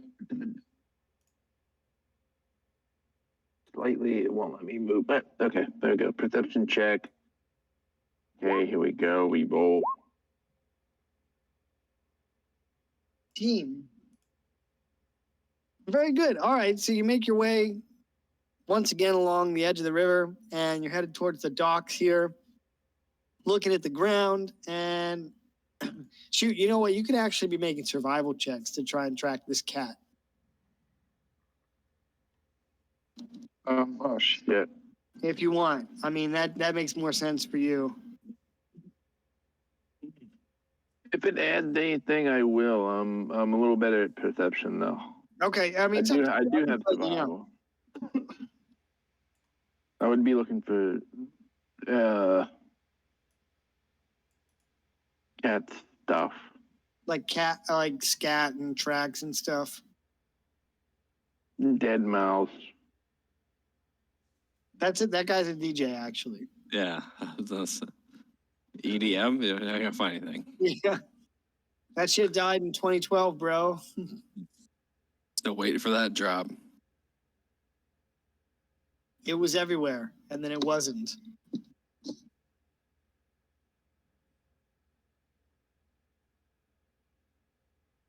Hey, are you opening up your character sheet over there? Yeah, it's rolled survival. You like that? Nope, I don't think you do either. All right, with the 19, you can see some cat tracks and maybe some piles of cat shit that lead closer to the docks.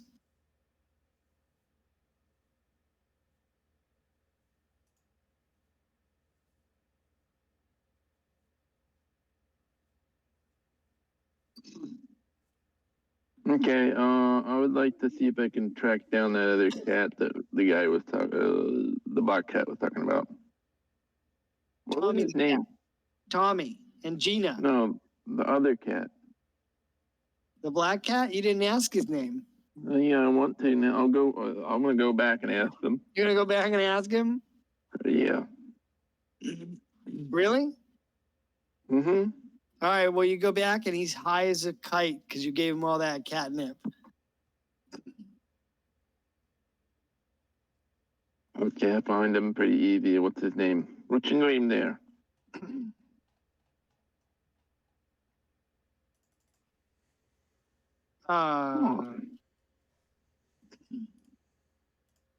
He says his name is Jet. Okay, hi Jet. Yes. Jet Black Cat. Okay, well thank you. I'll now leave and go back. He says, wait, man, you got any more of that stuff? No. No? He says, get the fuck out of here then. No, I'm just kidding. Get out of here. All right, so you find a set of tracks that lead towards the dock. Rudo or Savik, do you want to act in any way?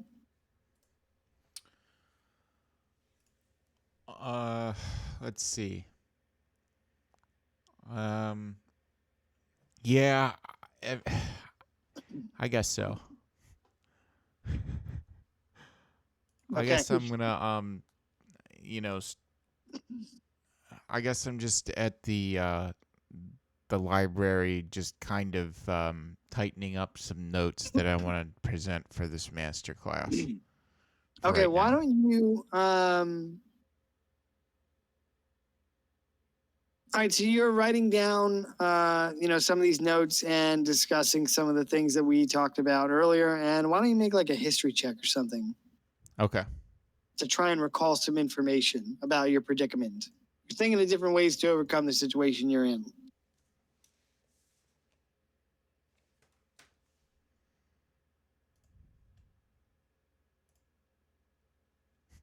Okay.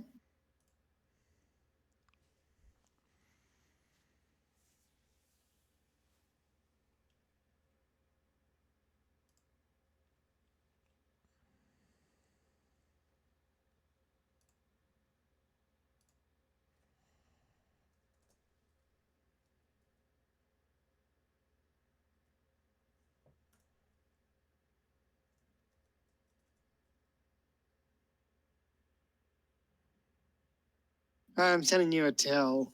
All right.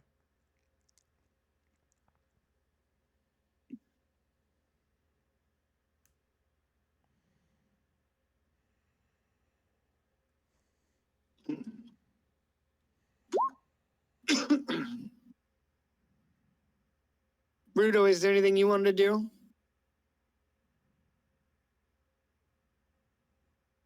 She's sleeping. Oh,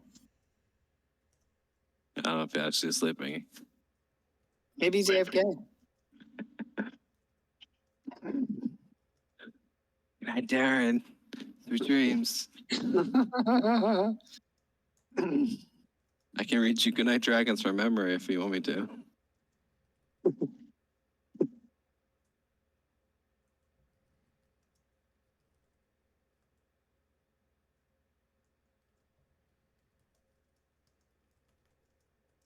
Savik, any questions?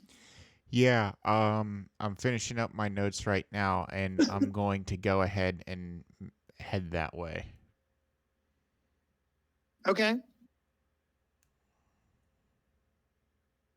Just some information that you recall hearing in passing or through conversation with different folks. Okay. Yeah, I'll finish up my notes for my lecture, and I'll go ahead and make my way to the what is it? The Iron Keep Pen. Okay, yeah. So that's going to be over here at the edge of the military quarter next to the Warden's Gate. Okay. I'll start making my way over that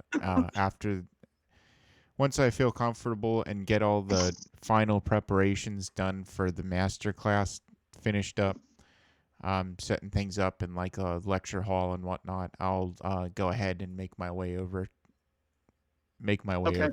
to that point in King's Garden. Sounds good.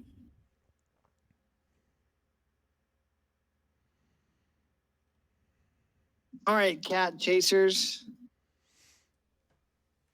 I mean, I rolled a 9 last time I did a perception. Oh, okay.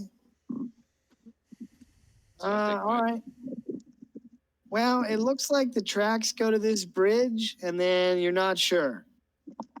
Like they disappear at the footpath here, and you're not 100% sure. All right. It's Dave the cat chaser's turn. Um, Darren, don't you come jumping in here in the fucking cat chase? Fucking I'm going for a stroll along this path. I just asked you like 5 minutes ago. I was like, "You doing anything?" And it was like radio silence. Oh yeah, I stepped away for a minute. it's like, oh no, I just fucking found the cat. Hey, it's me. I'm here to kill, steal, and claim all the glory. Damn straight. I'm just gonna pull a Dave and go AFK as soon as the action starts, but soak up the XP. Okay. Classic. All right. Well, if you're following Gallandan, why don't you and Gallandan make perception checks? Or you can sub out survival if that's a higher skill for you.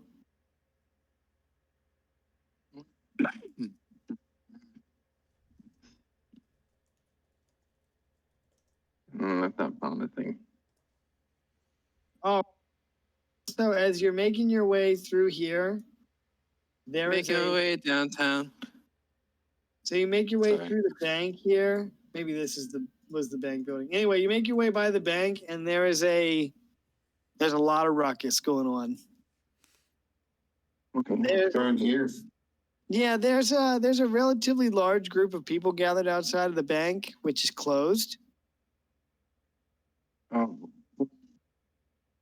And there's lots of angered shoutings and shouts of outrage. And you can see members of the city watch are arriving on the scene trying to seal off like a perimeter around the building. But the populace is getting angrier and angrier at the fact that the bank is closed and they can't withdraw their money. Huh. I'm looks just like going to hang out and see what happens, I guess. All right. Gallandan, make a perception check to see if you can spot any cat stuff. 23. Okay. You pick up some cat tracks that lead into the dock district. okay.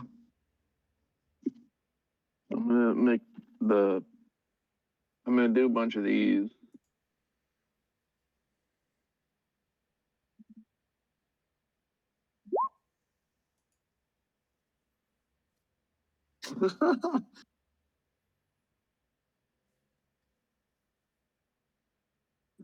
I'm hot on their tail.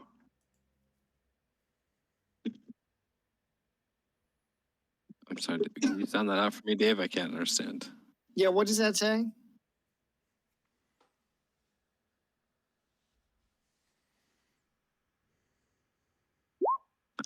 See, the player is in charge of role playing, and unfortunately,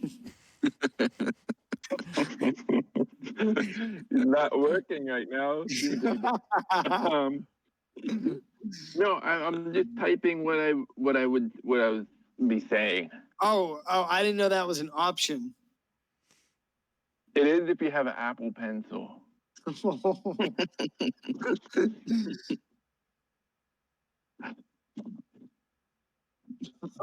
But I don't have my keyboard with me. All right, well, you're hot on the trail of the cats. Kane, you rolled an 18. Yeah. All right, so you're looking around the bridge there, and you can see some dirt, maybe some mud on the bridge's railing, almost as if somebody might have walked across. Oh my god, the cat killed itself. Oh no. Wait, the cat is the Kenko killer. For real. You guys get to the end of the campaign and unmask the big bad, and it's just a cat. Dude, that'd be epic. That'd be so funny. All right, Kane, so you come over to the other side of the bridge here, and the tracks lead down into the dock district. All right, I'm like, oh, hey, Galadan. Yeah, and you see your friend there. Yeah, what a coincidence. Very promising. We both end up at the same spot. Yeah. All right, Gal and Dan. So you guys arrive on scene there, and boats are sailing up and down the Angelos River. Bringing supplies, fish, different things like that. So, you can hear the cry of different birds overhead, and of course there are a couple different groups of cats hanging around.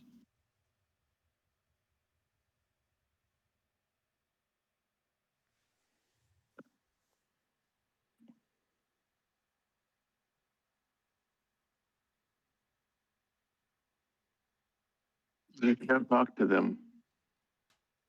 I can't talk to cats.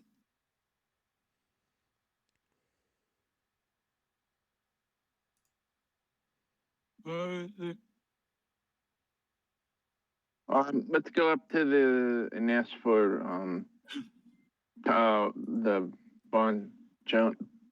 What's his name? Bon Jovi? Tommy, and Gina. Yeah. Okay. All right, so you come up on what's a group of cats called? A pack. A pillow. Oh They're man, called a pillow. All right, so you come up on a pillow of 7 cats. It's a lot of cats. They're just kind of lounging. Some, they're like there's some fish bones laying around here and there. A billow, yeah, a billow of cats. No, I misspelled it. And Pillow. they're just laying out there enjoying the sun on this clear day. A couple of them look up lazily at your approach. Some pay no attention at all.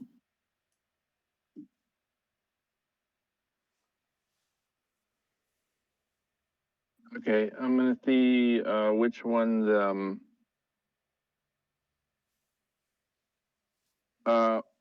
let's see which one's the missing one. I'm gonna look at each one of them. One of them looks like the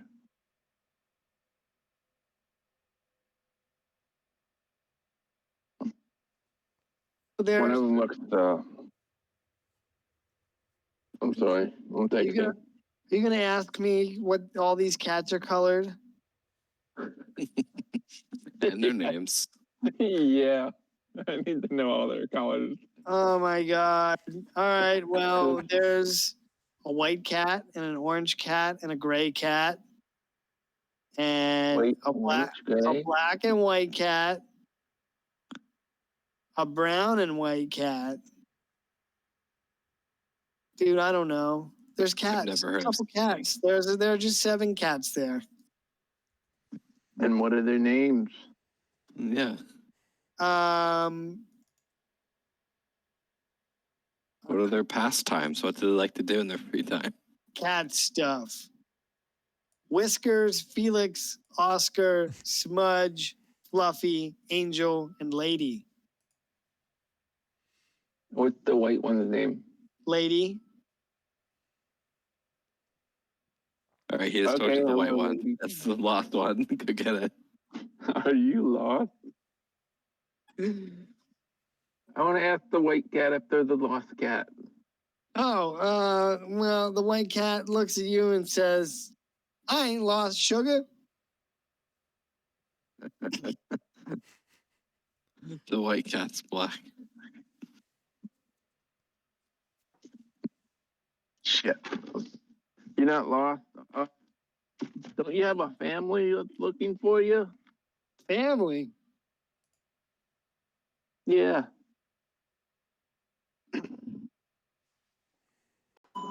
If you want to hop in the cat carrier real quick,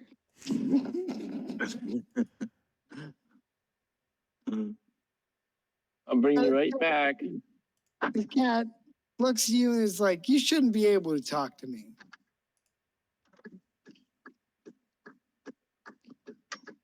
You shouldn't be able to. Who said I was missing? There was I'll explain. There's a poster, lost cat, etc., etc.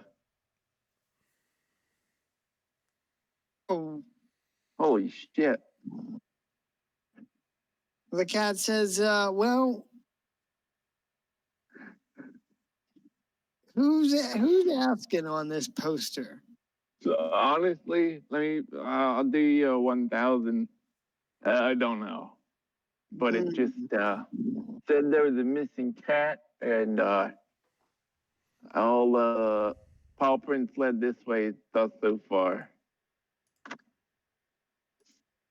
All right, so the cat paws at its whiskers like it would be scratching its chin. And it says, I think I know what this is about. Follow me. And it leads you back further into the alley. Oh, sweet. Oh, Come on, Kane. all right, I follow Galadan into the alley. Over here. This is going somewhere. So they're going in an alleyway or something. Are we about to get jacked or something right now? I'm just trying to find a cat.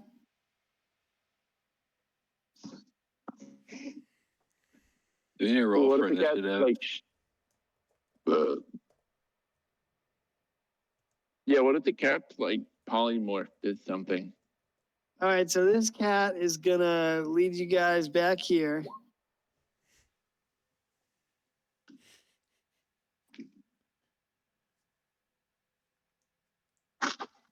The cat's going to lead you back this alleyway, and it gets to the end of the alleyway, and it just sits there and waits. I'll wait too.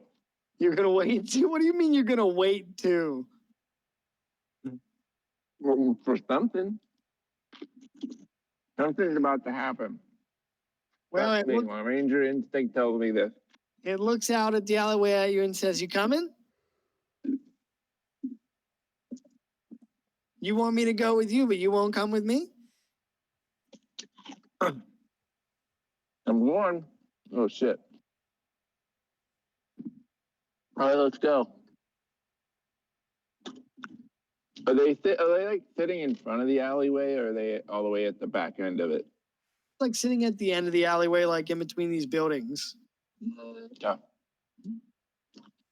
Just sits there waiting. No, okay. Well, I'll go up to the cat then. I'm a risk taker. Yep, I'll do it. Does my pet Put it rat all on me. Gavra say anything to me? Can you talk to your pet rat? No, but I mean, you get a pet, you know, kind of like you get a feeling for what that's going through. I mean, it seems more curious than afraid of the cat. Okay, that's cool. I'm gonna make small talk, I guess. I heard cats can see demons. The cat looks up at you and gives you a look like that's an absurd thing to say. And We don't the know cat says, anything. so that old lady's looking for me, huh? He says, I should have known this was going to happen. And as he says that, his voice the cat's voice deepens and shifts. And all at once, this cat's going to start to change shape. Whoops.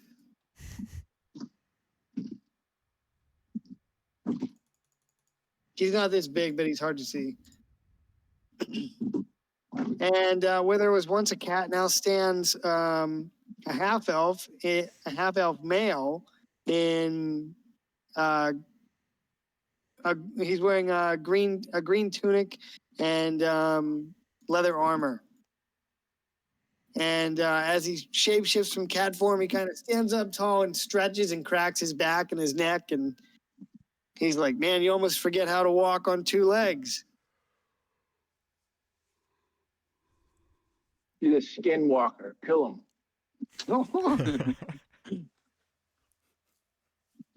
He says, wait. I know that old lady's looking for me, and I wanted to just make it easy on her by leaving. At least hear my story. He says he grew up in Eastvale near Landcarfen, and his brethren lived just north of the city in a druid circle known as the Council of Deeproot. He said, yeah, the circle began having issues with the local lord's logging operation that was encroaching on their lands and cutting down many of their sacred trees.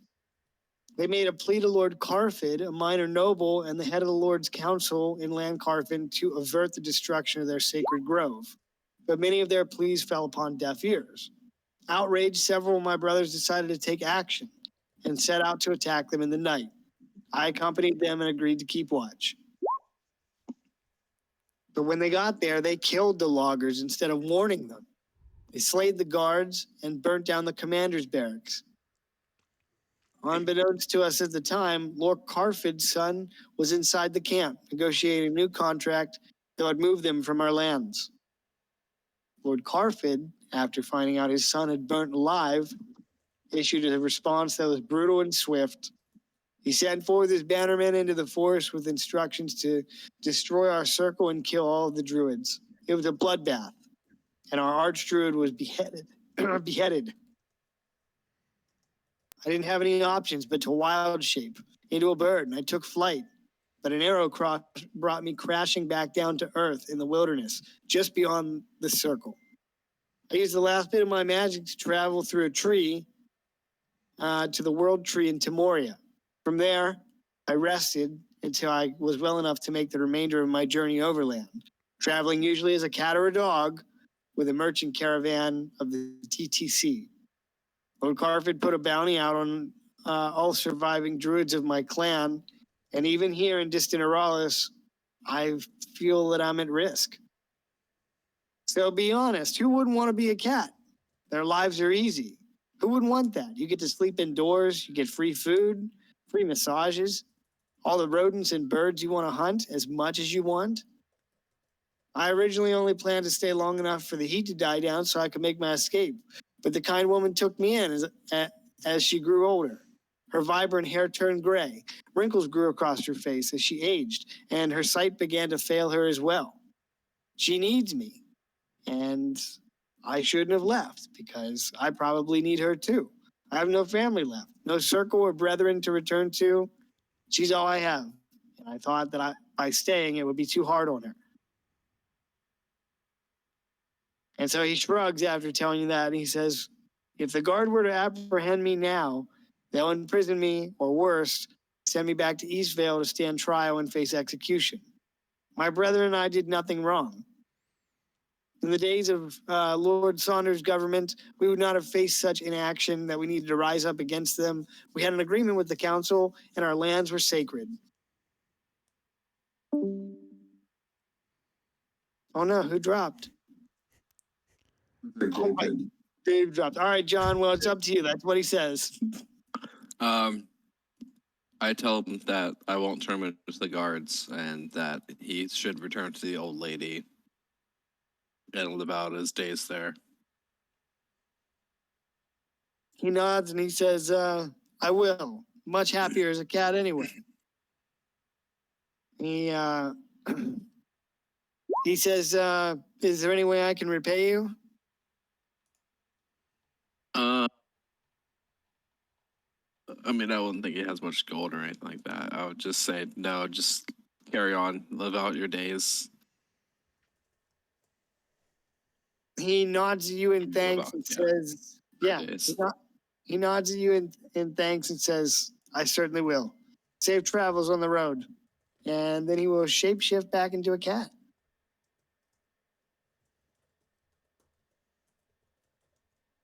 I say meow and wave bye. Cat stretches out its hind legs and runs off to rejoin its companions. Wait, does that mean you don't get the quest reward or the cat returns all by itself? Well, I don't know. Do you want to I bring think the the cat back? quest. I think the quest reward was only to turn it into the guards. I think the guards knew it wasn't a cat. I'm there for that, so I have no idea. I'll still give you 250 EXP for quest experience. Hey, I'm sorry cool with about that. that. I dropped out with the druid explanation thing. Oh, he Oh. just said, "Oh, you can tell him, John." No, basically, like his whole family, his clan was murdered, and he decided to hide as a cat with the old lady. Oh, he's hiding? Yeah, he's hiding. He kind of got So, I mean- adopted. Yeah, I let him go. Okay. Makes sense now. You guys can get Honestly, not murder hobo of you. yes. Good job, team. I thought We solved an encounter non-combatively. Yay! yeah, so you guys that completed the cat quest can get 250 experience points. Woo! Each? Yeah, like per person. Like, what do you mean Okay. each? Like, not per cat that you encountered. Like, I just for some reason feel the need to specify not per cat. Like, that experience is not per capita. Forget it. Per capita. Capita. You know, Cat- it made more sense in my head.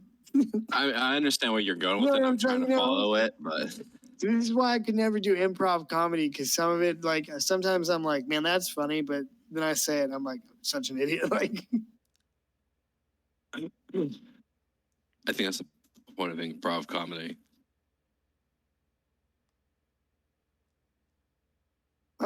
should we call it here, gents? I mean, I think so, but everyone Yeah, else let me know. It's a good I place to mean- stop. 5 a.m. is still pretty far away. Oh no, dude, listen. If I'm up until 5 a.m., I'm taking the day off. Or I'm at least taking a half day. I might be taking the day off. Dude, I really want to take Friday off, but I think I'd rather take Monday off. Like, wouldn't you rather be off on Monday instead of like Friday's already sweet because it's the weekend, but Monday sucks Right. ass. Monday, Natalie agrees with you, Klein. what's that? Natalie agrees. But then you just make She agrees with you, yeah, and then you get a 4-day week. Dude, yeah, I mean, like, and you know, you go into the weekend and you're like, man, I have Monday off. The chick kicks ass. Yeah. But then you have to go on Tuesday, and you're like, oh, I had to do all this shit I had to do Monday, but now it's Tuesday. Just Damn it, shoot your I think boss. no matter what, you're kind of Just shoot your boss. He said, no, don't do that. They don't let you play. They don't let you play D&D in prison. you don't know Yeah. that. They might. I heard they don't let you have like D20s or whatever. Like, so you have to get pretty creative with your roll.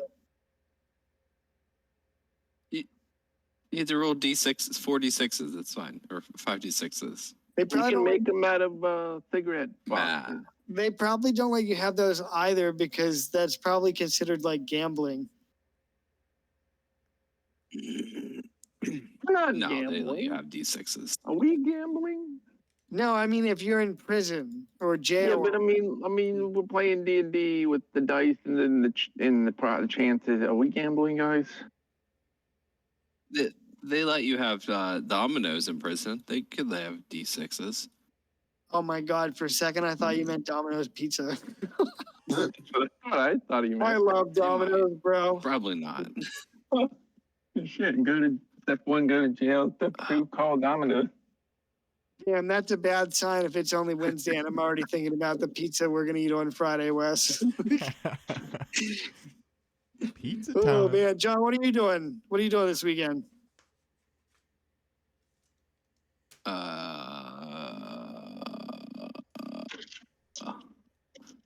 Hold, please. Processing request. He's gonna put on dark clothes I don't think and I'm run doing around in anything. people's backyard. Well, let me know because there's a good chance we're gonna chill on Friday night. Okay. Yeah, I'll let you know.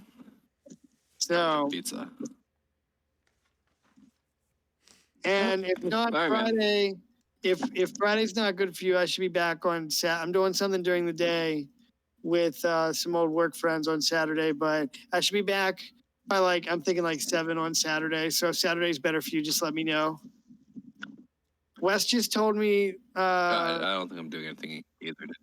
Wes just told me last week that it's Baldur's Gate 1 and 2 that are on Switch. Yeah. Yeah, I think I gotta. Oh, Can you buy the games on the website from the computer and it just downloads?